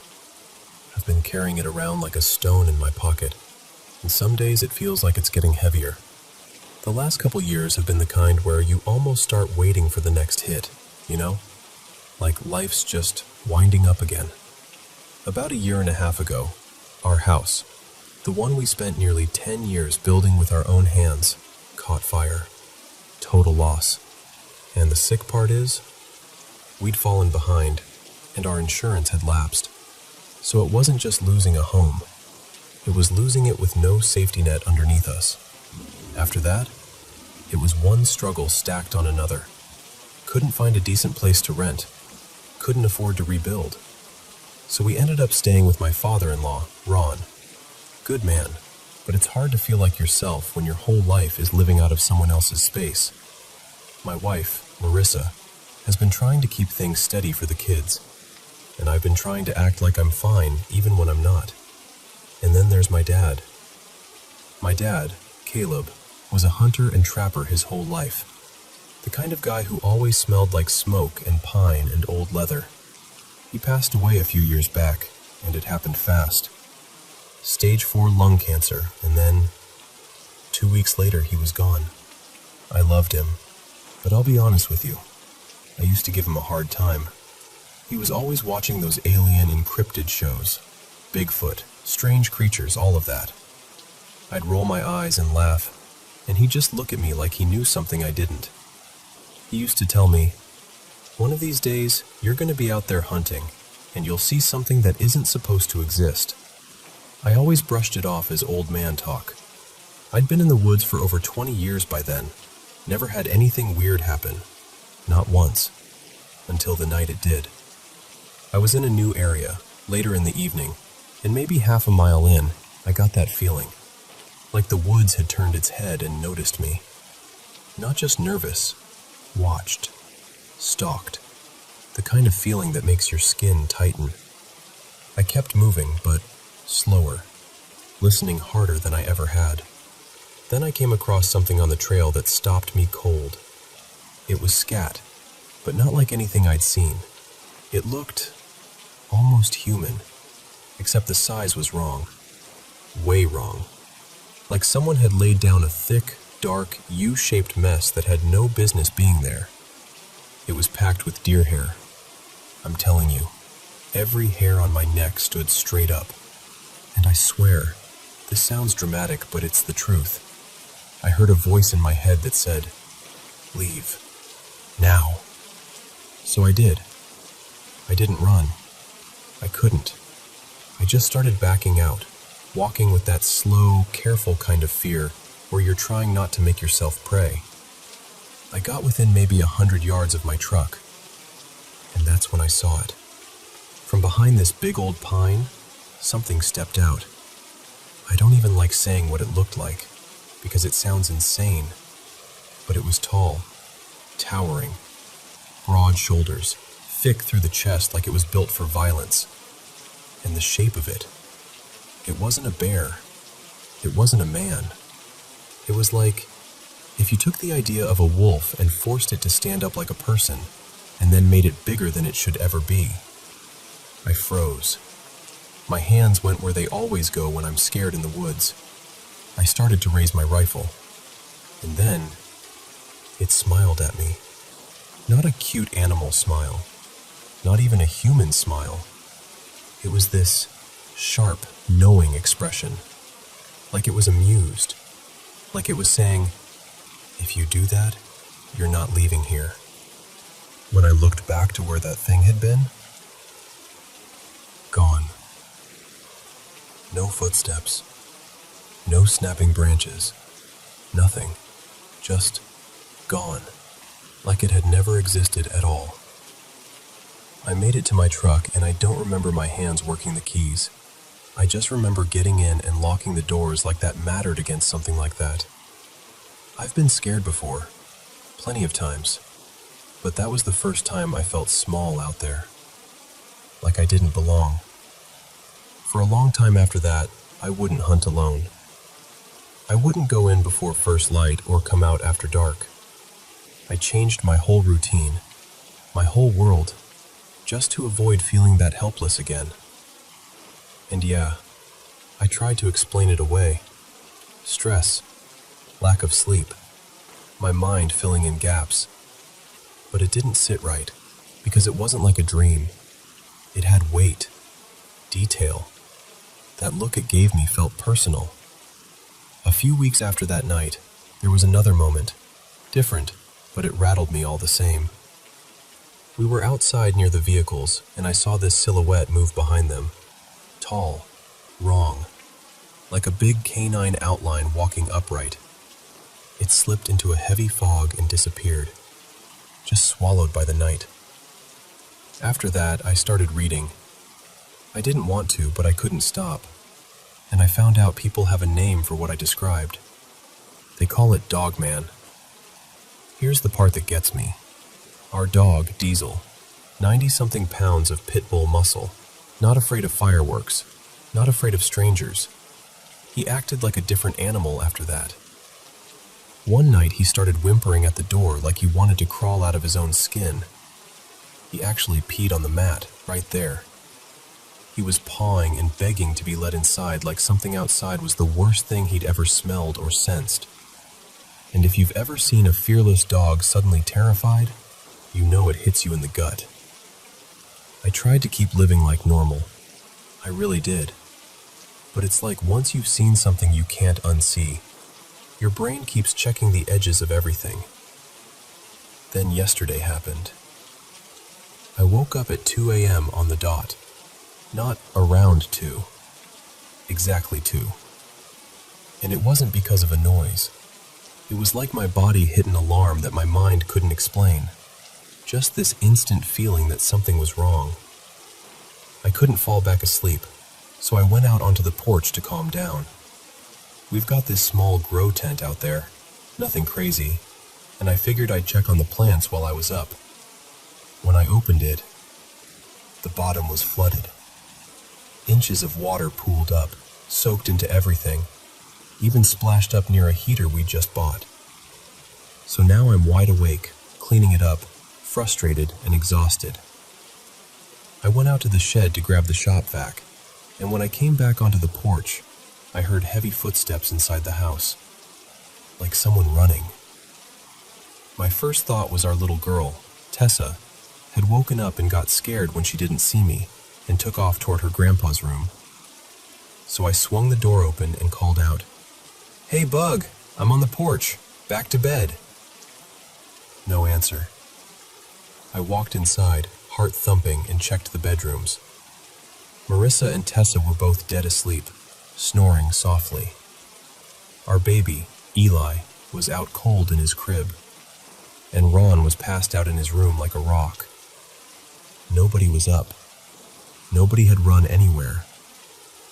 I went back out to the porch feeling silly, but also uneasy, like my instincts were trying to speak and my logic kept shushing them.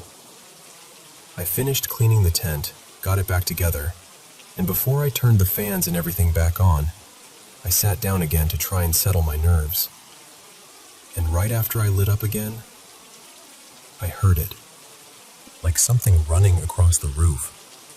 I grabbed my handgun and a flashlight and stepped out, sweeping the beam across the roof line, holding my breath like I was trying not to be noticed.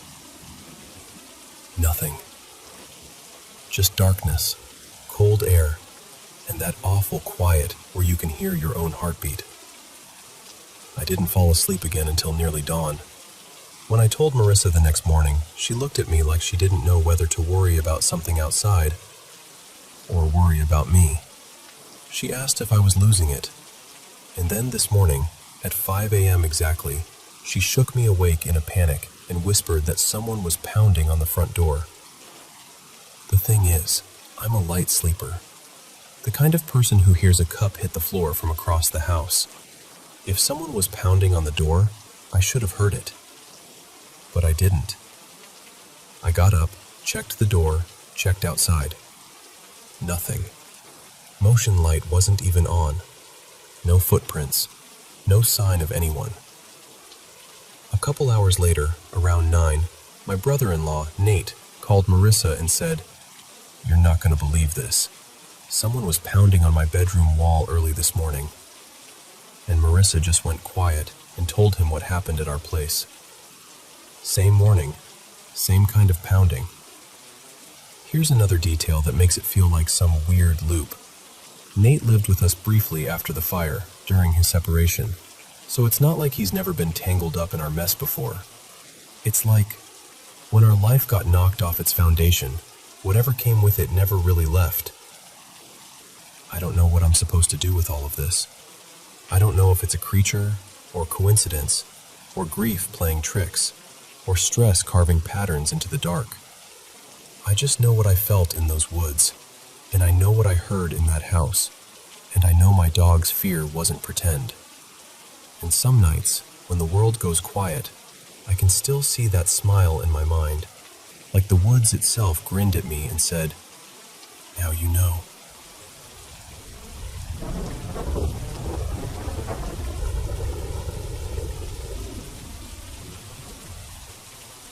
So, I was scrolling late one night, looking at the spiritual side of ear ringing.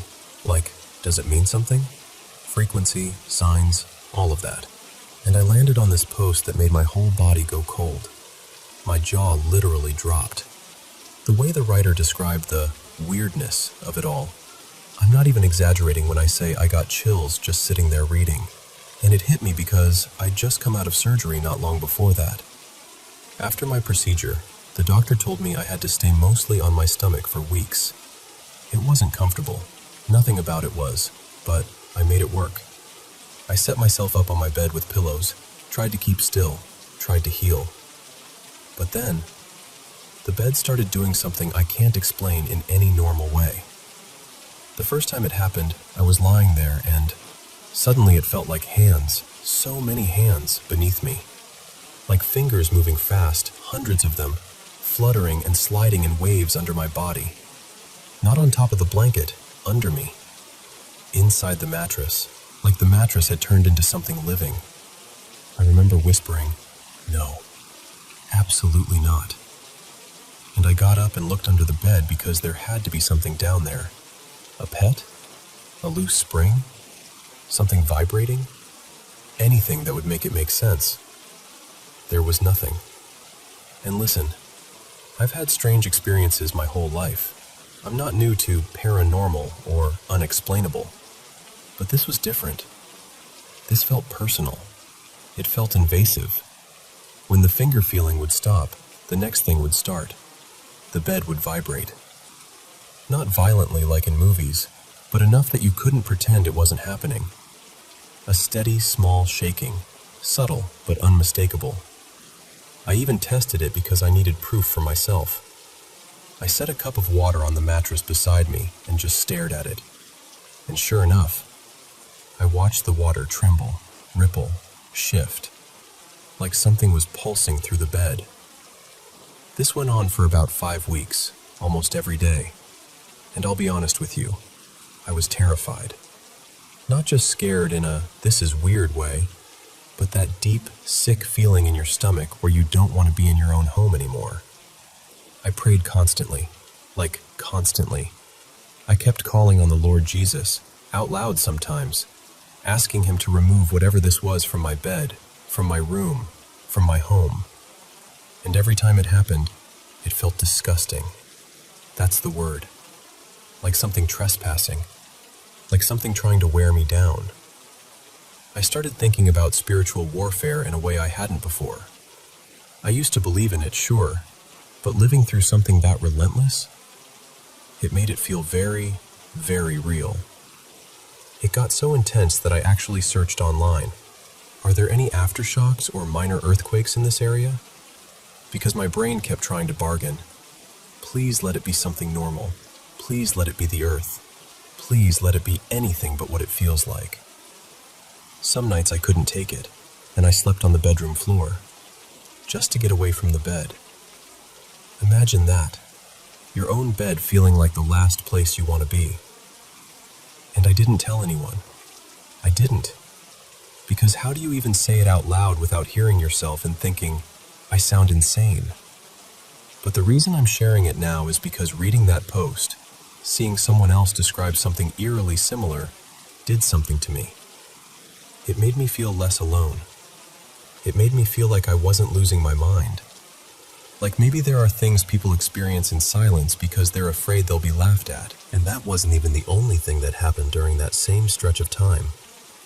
There was another moment in my home that still makes me shiver. I had been given a prescription after surgery, strong pain medication. I'd never taken anything like it before. In my head, I thought, okay, it'll just take the edge off like regular pain relievers. It did not. One day I took one pill and later went to shower. I remember stepping into the tub, putting soap on a washcloth, and feeling a little dizzy. Just a light swirl, like maybe I stood up too fast.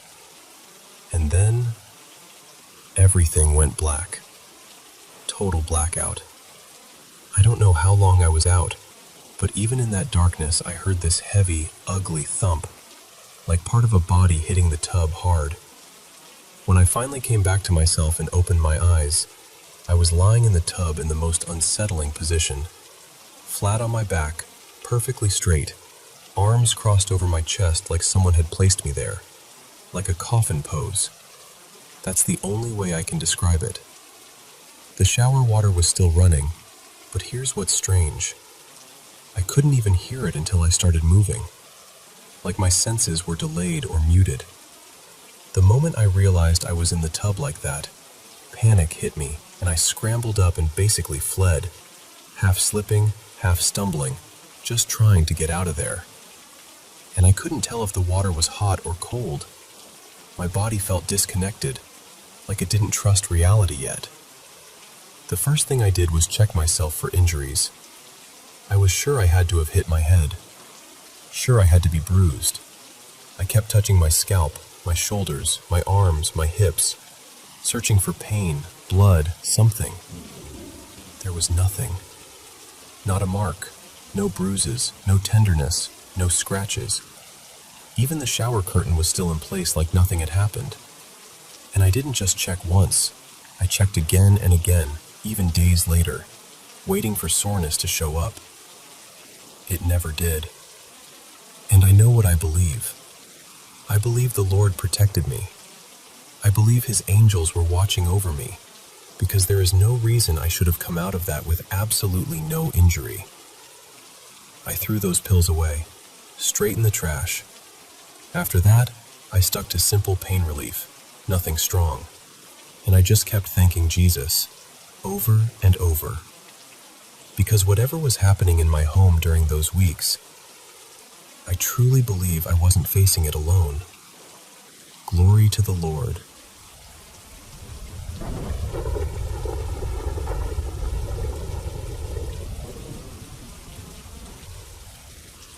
So, I want to tell you about something that happened downtown that still makes my stomach tighten when I replay it. I was out in the city center with a small group, 5 of us total. 3 of my friends were women, 2 were guys, and we were just doing that slow, aimless walk people do when they don't have anywhere urgent to be. Talking, laughing, drifting from one block to the next. And then this man steps toward us like he's been invited into the conversation. He was charming, like professionally charming. He had this easy smile, this confident way of speaking, and within seconds he had all of us listening. He started telling us his story, how he'd been married, how the marriage ended, how life turns you inside out, all of that. But the weird part was what he was doing with his hands while he talked. He had wire, thin metal wire, like something you'd use for crafts. And as he talked about his heartbreak and his fresh start energy, he was twisting it and bending it like it was nothing, like he'd done it 1,000 times. And he made little things for us. He fashioned 2 tiny wire daggers for the guys, like miniature props from a fantasy movie. For the women, he made flowers. Not the exact ones from my memory, but close.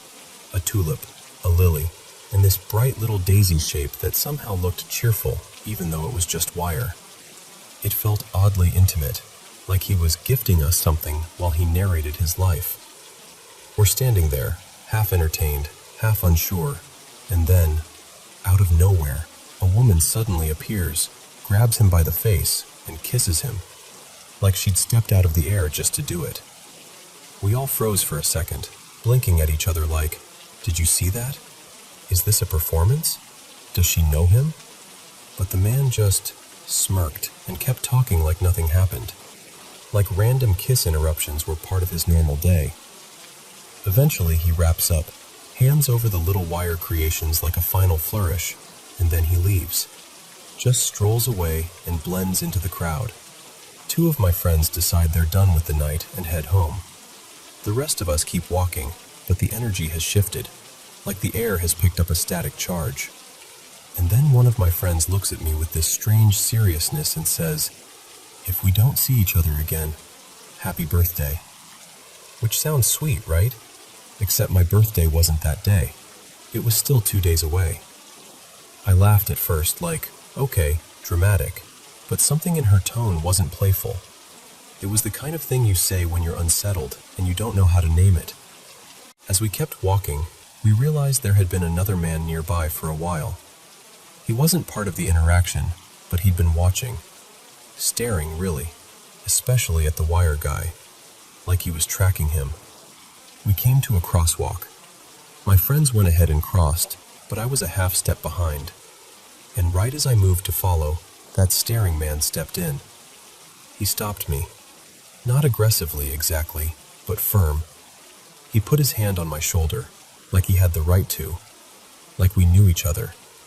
And I remember how heavy that touch felt, how it made my body go rigid. He asked, completely calmly, "Do you prefer to learn things all at once, or gradually?" I just stared at him, trying to process the question. It didn't match anything happening. It felt like a line from a script. Before I could even answer properly, he asked my name. And I don't know why, maybe shock, maybe that weird instinct to keep things smooth, I told him. A part of me was already regretting it as the word left my mouth. He pointed at me and my friend and started talking about opposites, how they attract, how they repel, how every pairing has an energy. It wasn't flirting. It was more like he was testing out a theory out loud, using us as examples. My friend stepped closer to me, and the guy finally moved his hand away and let us go. We walked on, but we all had that same feeling, The one you get when something doesn't fit reality. Like a puzzle piece forced into the wrong picture. A minute later, one of my friends admitted, quietly, something about the wire man wasn't right. I didn't feel good intentions from him. And then we remembered another detail that made our skin crawl. One of my friends has a small pentagram pendant. Nothing dramatic, just something she wears. At some point earlier, the wire man had noticed it and said, almost happily, "What a beautiful star." It wasn't the compliment itself. It was the way he said it. Like he recognized it. Like it meant something specific to him. And the more we talked, the more our minds started building connections. Too many connections. Like, is this just weird street theater? Is it a scam? Is it something darker? Then another friend said something that made everything worse. She glanced at the wire creations we were holding and said, "Those kinds of things, you can't just throw them away. They have a way of coming back to you." I know how that sounds, I do.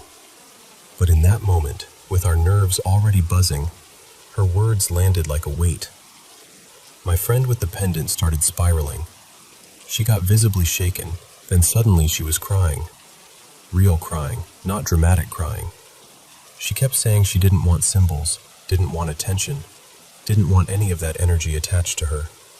And right there, in the middle of the street, she threw the wire pieces down like they were burning her. We walked faster after that, trying to get away from the whole scene. And then I looked down. There was a thin wire loop on the ground, right by my feet, like the tail end of a little star shape, like it had followed us.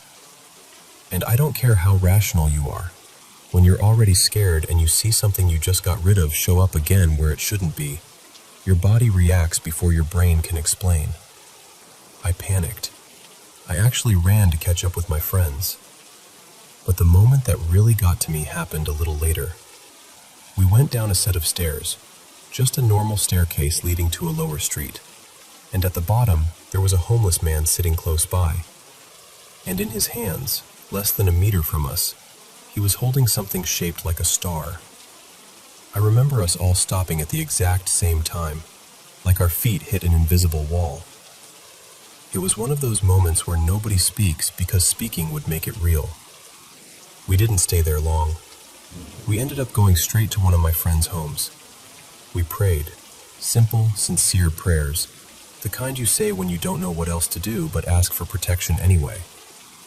Later, a pastor prayed over me too, and he said something that has stayed in my mind ever since, that he felt the two men, the wire man and the one who stopped me, weren't separate, that they were connected, that they had done something intentional. And now I'm stuck in this strange in-between place, because part of me wants to say, okay, coincidences. People are weird. Cities are full of random encounters. It felt aligned, like too many things clicked into place in a way that didn't feel accidental. So I don't know what to make of it. Was it a ritual? Was it some kind of street manipulation? Was it just our fear stitching unrelated moments into one story? All I know is, praying helped. It grounded me. It made me feel like I wasn't alone in it. But even now, when I think about that wire in the street, right at my feet, I still get chills.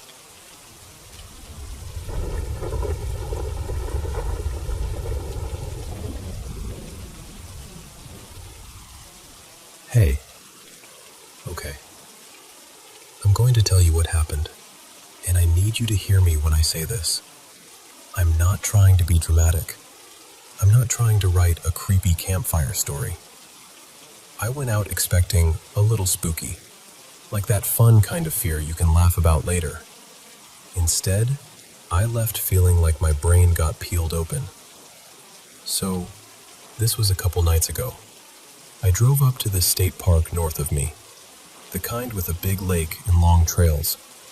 I got there around dusk, maybe just after 6:30, and it was already properly dark. No sunset glow, no softness, just black trees and cold air and that quiet that makes every tiny sound feel personal. I picked a spot near the water to eat first. I brought this little propane camp stove, nothing fancy. I remember pulling out a steak, like a thick sirloin, and thinking, okay, this is the cozy part before I start walking. I set it on the grill, heard that immediate sizzle, felt kind of proud of myself. Then I turned around to dig through my bag for my backup headlamp, and my fingers touched something cold and solid. I pulled it out, and it was the steak. The same steak, like it had never touched the heat. I just stood there holding it, staring at it, and then staring back at the grill. Still running, still lit, but empty. Nothing on it. No meat, no smell. And I know how that sounds. I do. But that moment, right there, put a pin in my brain. Because I'm not on anything. I don't drink. I don't have a history of hallucinations. I don't black out. I'm not the kind of person who forgets I'm holding a raw steak. It was like the scene had been edited while I looked away. I tried to shake it off. I literally told myself, out loud, stop being weird. You're tired. It's dark. You're psyching yourself out. I put the steak back on the grill and just watched it, like a hawk. I waited until I could smell it cooking before I looked away again. After that, things were normal for a while. I packed up and started down the trail. I was moving slower than usual, but I blamed the darkness. The woods at night mess with depth and distance. You feel like you're walking inside a painting. Maybe an hour in, I came around a bend where the trees got thicker and lower, and there was a deer standing right in the middle of the trail, maybe 20 yards ahead. And it was facing me. Not angled, not looking off to the side, facing me dead on. At first I thought, oh cool, because you don't always get that. I pulled out my phone, ready to take a picture, but I waited, expecting it to flick its head or spook or do that cautious deer thing. It didn't. I stood there, no exaggeration, just staring at this deer for what felt like forever. I counted at one point. It was around 40 seconds of nothing. No blinking, no shifting, no ear twitch. Just locked on me like it was posing. Eventually I snapped a photo anyway, then started walking toward it, kind of waving my hand like, all right, buddy, move along. I got close, like really close. 10 feet. Close enough that I should have heard it breathe. Close enough that it should have bolted immediately. Then it finally exhaled, one slow breath, and hopped off into the brush like it was bored. I remember laughing once, just this quick, nervous little laugh, like, what was that? And then I kept going. And honestly, for a while after that, it did get peaceful again. Just crunching leaves, my light catching branches, the lake smell fading behind me, until I hit this open patch in the trees, and the smell hit me. My stomach flipped so hard, I didn't even have time to think. I just started vomiting. Immediately. On the trail, on my shoes, on the leaves, everywhere. And I'm kind of sensitive to smells, so at first I was like, okay, gross, you got hit with something awful. But it didn't stop. I kept throwing up until there was nothing left, and then I kept throwing up anyway. I dropped to my knees at one point because my body was cramping so badly, it felt like my ribs were trying to fold inward. I was crying, actual tears, because it hurt so much, and it was so sudden, and I felt so alone out there. And then, this is the part that makes my throat tighten even saying it. I saw light. Not from my flashlight. Not from the moon. A soft red glow. Like the woods had been lit from above by something that wasn't supposed to exist. My hands looked tinted red, like I dipped them in light. I blinked hard through tears, trying to clear my vision, and I looked up over the tree line. There was this bright, red-tinged light hanging above the trees, but it didn't have a source. No lamp, no tower, no car headlights, just presence. Like someone shining a powerful light at you from far away, except there was nowhere it could be coming from. I scrambled up so fast I slipped, and my hand went straight into my vomit. Gross detail, but remember that. At that point, I stopped wondering about animals. I stopped wondering about anything paranormal. My brain went straight to, you're poisoned, you're sick, you're having some kind of episode. Like maybe I'd gotten into something toxic. Maybe I'd eaten something contaminated. Maybe I'd inhaled something.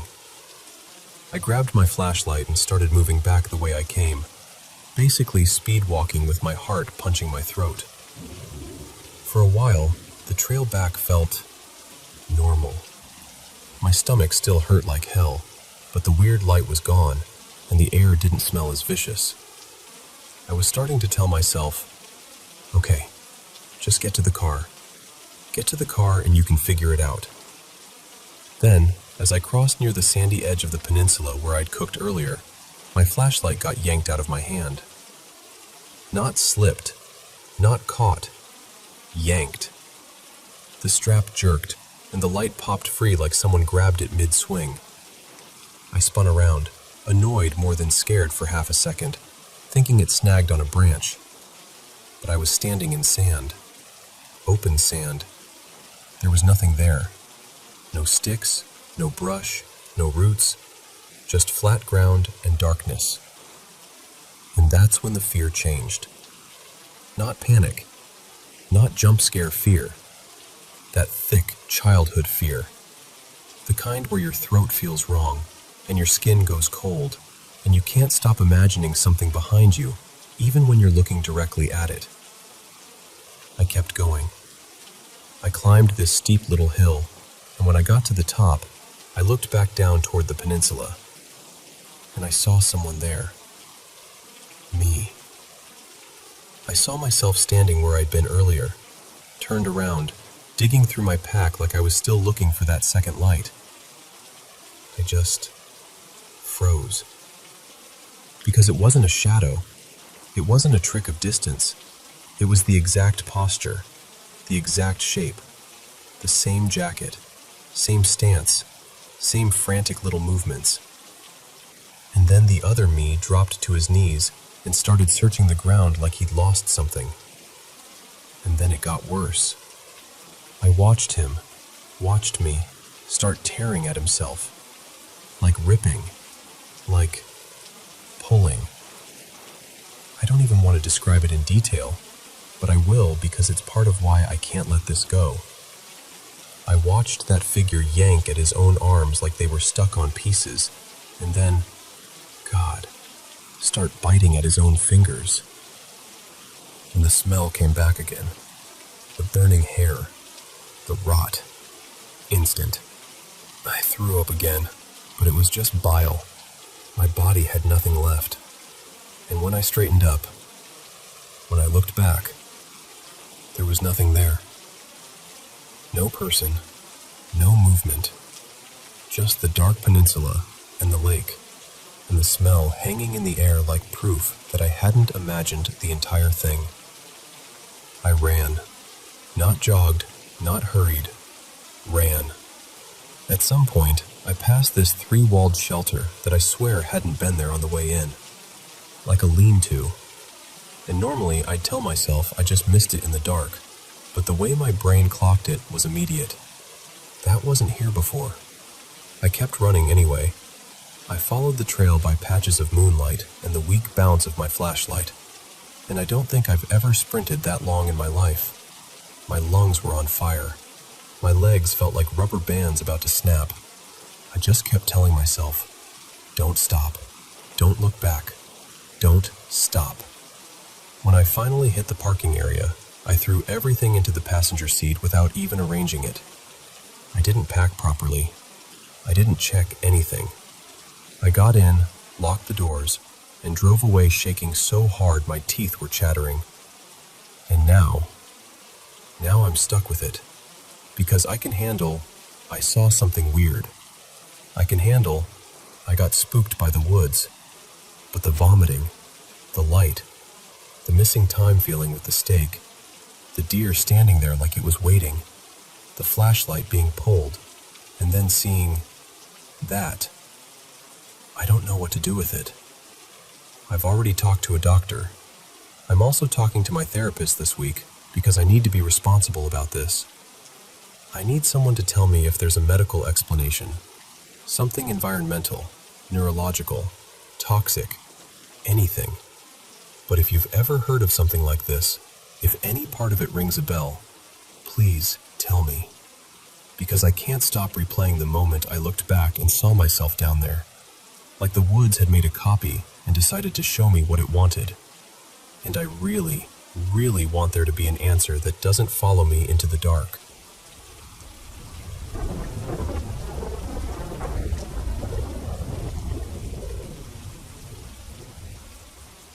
So, I'm really not someone who's big into the paranormal or anything spiritual.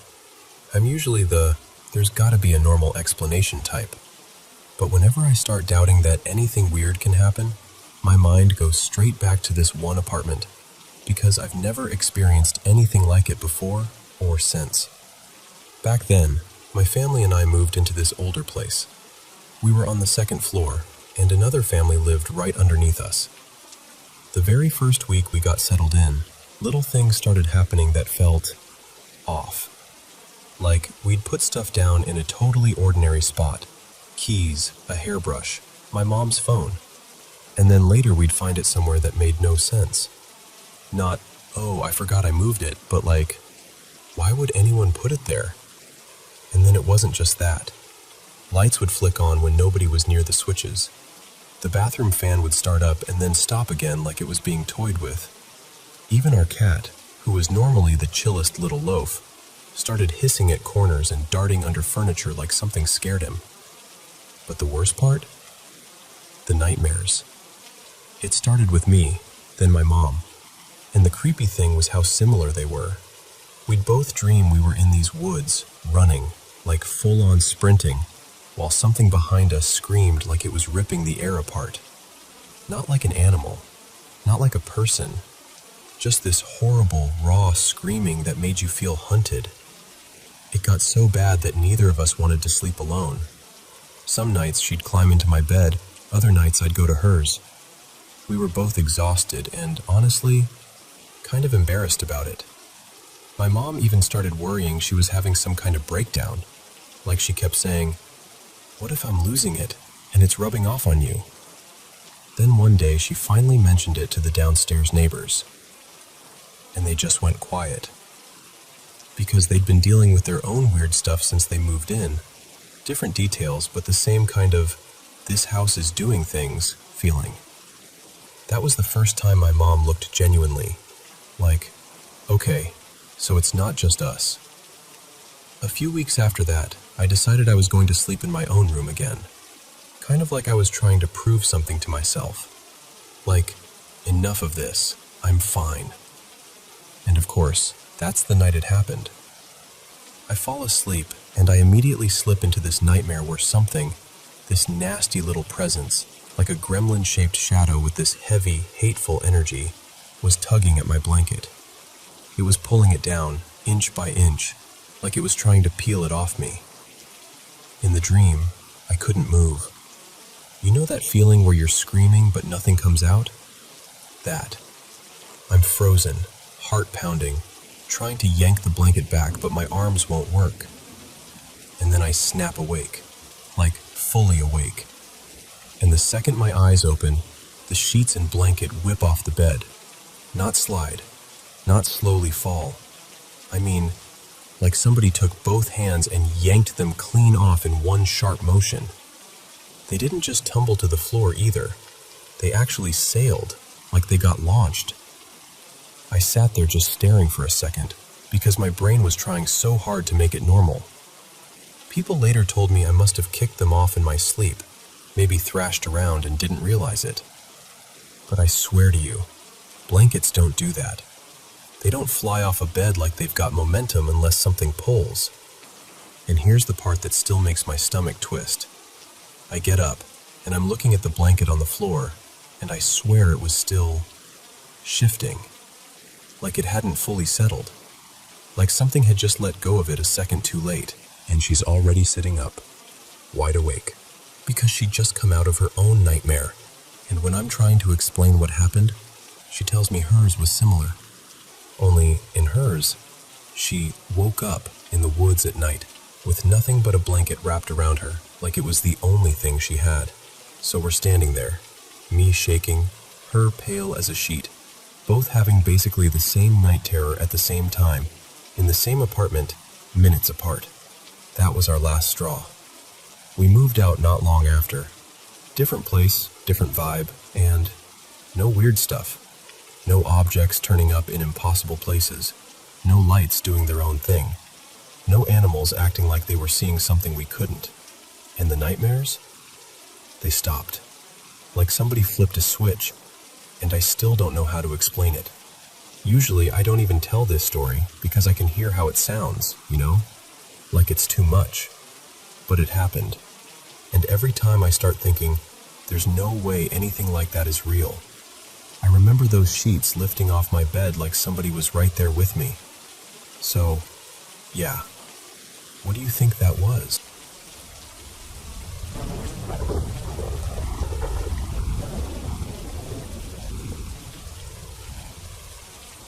So, a few years back, right after my senior year, I packed up and moved from the Hudson Valley area to way upstate New York with my mom and my younger brother.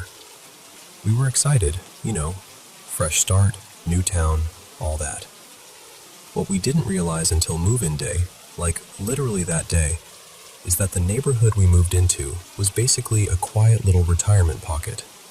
Super peaceful, very early bird specials, lots of slow walks and porch sitting, which is fine, honestly, just not what a couple of teenagers think they're moving into. And the house itself had belonged to an older couple before us. They were alive, they'd just moved elsewhere. So it wasn't like we bought some dramatic haunted place with a tragic backstory or anything. At first, nothing really happened. The first several months were normal. I was also pretty skeptical of paranormal stuff back then. Like, I watched scary movies, sure, but I wasn't walking around believing in spirits. But I did notice this one thing. My bedroom was in the finished basement, and my mom's room was directly above me. And every once in a while, especially when I was home alone, I'd hear what sounded like footsteps moving around up there. Not creaks, not settling, actual steps, like someone pacing or crossing the room. I tried to talk myself out of it. It's an old house. It's pipes. It's normal. But it didn't feel normal. It felt specific. Anyway, the moment that really messed with me happened on Thanksgiving that year. We were heading to my aunt's place, and I was outside in the driveway loading up the car. It was early, chilly, and the air had that Thanksgiving smell, like butter and cinnamon and cold leaves. I'd just picked up the last dessert, some kind of pie, I don't even remember what flavor, and I'm setting it into the back seat, trying not to tilt it.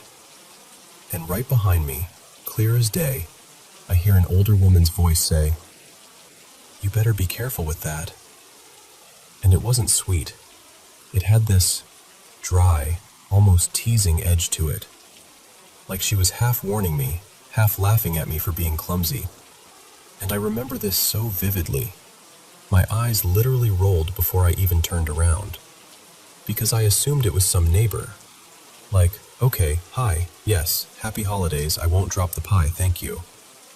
So I put on a polite little smile, still facing the car, and I turn around, ready to do the whole, "Oh, haha, I know, I'm trying," kind of small talk. No one. No one behind me. No one on the sidewalk. No one on the porches across the street. Not even a distant dog walker. I looked up and down the street, because maybe she kept walking, but the road was empty in both directions. Like, unnaturally empty, not a single moving thing. Then I thought, okay, this has to be my brother messing with me. He was the type to do voices just to annoy me. So I checked the porch. I checked the garage. I even look around the side of the house like he's going to pop out laughing. Nothing. And right then, my mom comes outside, and I'm like, "Did you just tell me to be careful?" And she's genuinely confused. Like, "What are you talking about?" That was the first time I felt my stomach drop in that really cold way. Because I didn't think I imagined it. It was too clear, too close, too present.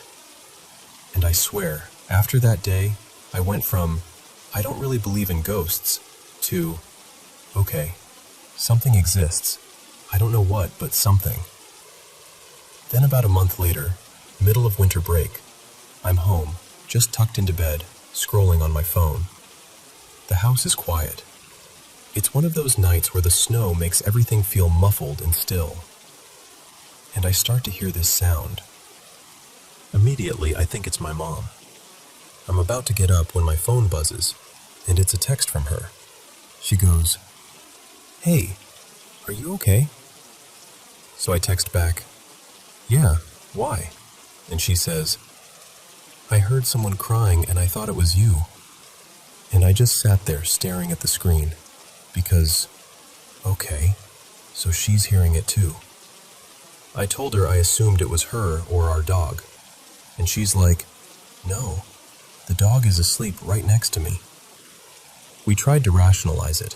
Wind, an animal outside, coyotes in the distance. But honestly, it didn't sound like that. It sounded human. It sounded sad in a way that made my chest hurt. After that, the house just kind of kept being weird in small ways. I asked my mom one day what she thought was going on. The footsteps, the voice, the crying. And she told me she thinks it might be her mother, my grandma, because my grandma passed away within our first year living up there. And I get why my mom would want that to be the explanation. Like, it's comforting in a way, you know? But I couldn't make it make sense. My grandma never even visited that house. She was supposed to, but she got sick around the time we moved, and it just never happened. She never stepped foot inside. So how would she be there? Plus, and I never said this to my mom because it felt cruel, but that voice in the driveway didn't sound like my grandma at all. My grandma had this gentle, quiet tone. Even when she was annoyed, she was still soft.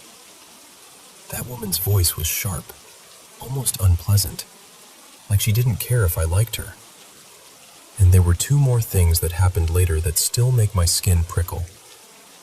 One day, I'm showering upstairs in my mom's bathroom, alone in the house. I'm just humming, totally mindless, not even a real song. I stop for a second, and I hear the same little notes I just hummed repeated back to me. Not from inside my head, not like an echo, like a response. And I froze, like full body frozen with shampoo in my hair, trying to tell myself it was the fan or water noise or something.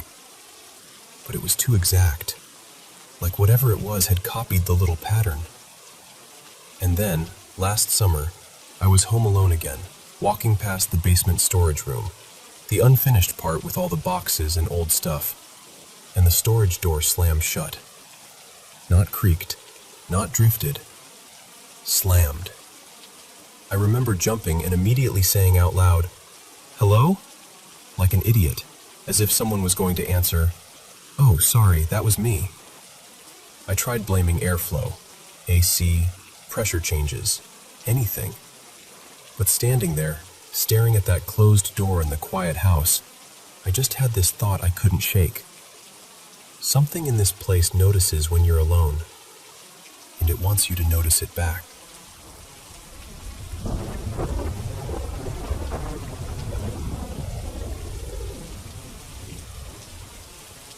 So, let me tell you about a night I still don't know what to do with.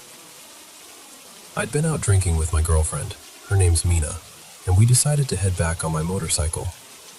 Yeah, I know, stupid. I was way too buzzed, dizzy, and everything looked kind of smeared at the edges. The first weird thing happened before we even left. When we arrived at the bar, my tire was totally fine. But when we came back out, it was suddenly half flat, like it had been slowly bleeding air the whole time. We were in this sketchy area, so my first thought was, someone messed with it. I stared at it, squinted, even pressed the rubber with my thumb like that was going to tell me anything useful. Mina wanted to call a ride, but I was being stubborn and convinced myself it would be fine just to get home. We start riding, and Mina's arms are tight around me. She's telling me directions, like really clearly. Left here, not right, and, babe, this isn't the way. And I kept answering, we're going home. I know where I'm going. The thing is, in my eyes, the road in front of us looked exactly like our usual way. Like I could have sworn on anything that I recognized every turn, every little stretch. And by then, I didn't even feel that dizzy anymore. That's what scares me, because it felt like I was sobering up, like my vision was sharpening. But Mina wouldn't drop it. She started getting frustrated, then angry, and she told me to pull over right now. So I did. And the second my feet hit the ground and I looked around, my stomach dropped.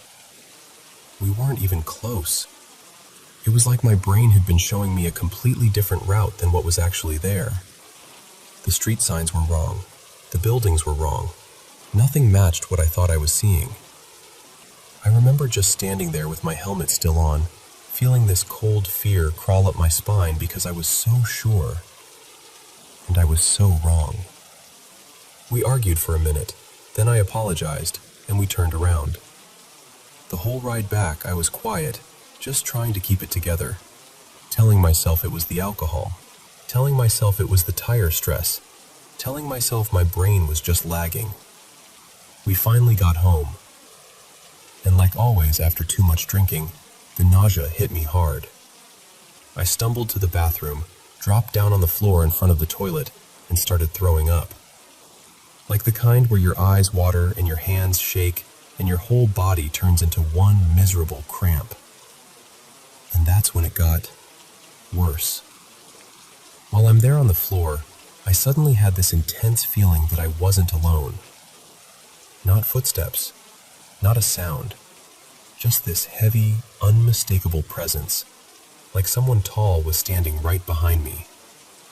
In my head, I could picture him so clearly. A tall man in a white robe, pale curls of light blonde hair, just looming. The strangest part was I couldn't see him with my eyes, not the way you see a real person, but I felt him staring at me, like a weight pressing on the back of my neck. And in my mind, like a voice that wasn't mine, I kept hearing something like, "We're here. It's time. We're going to take you." I know how insane that sounds. I do. But I was so convinced in that moment that I started replying out loud, between heaves. "Not today. You're not getting me today." Over and over.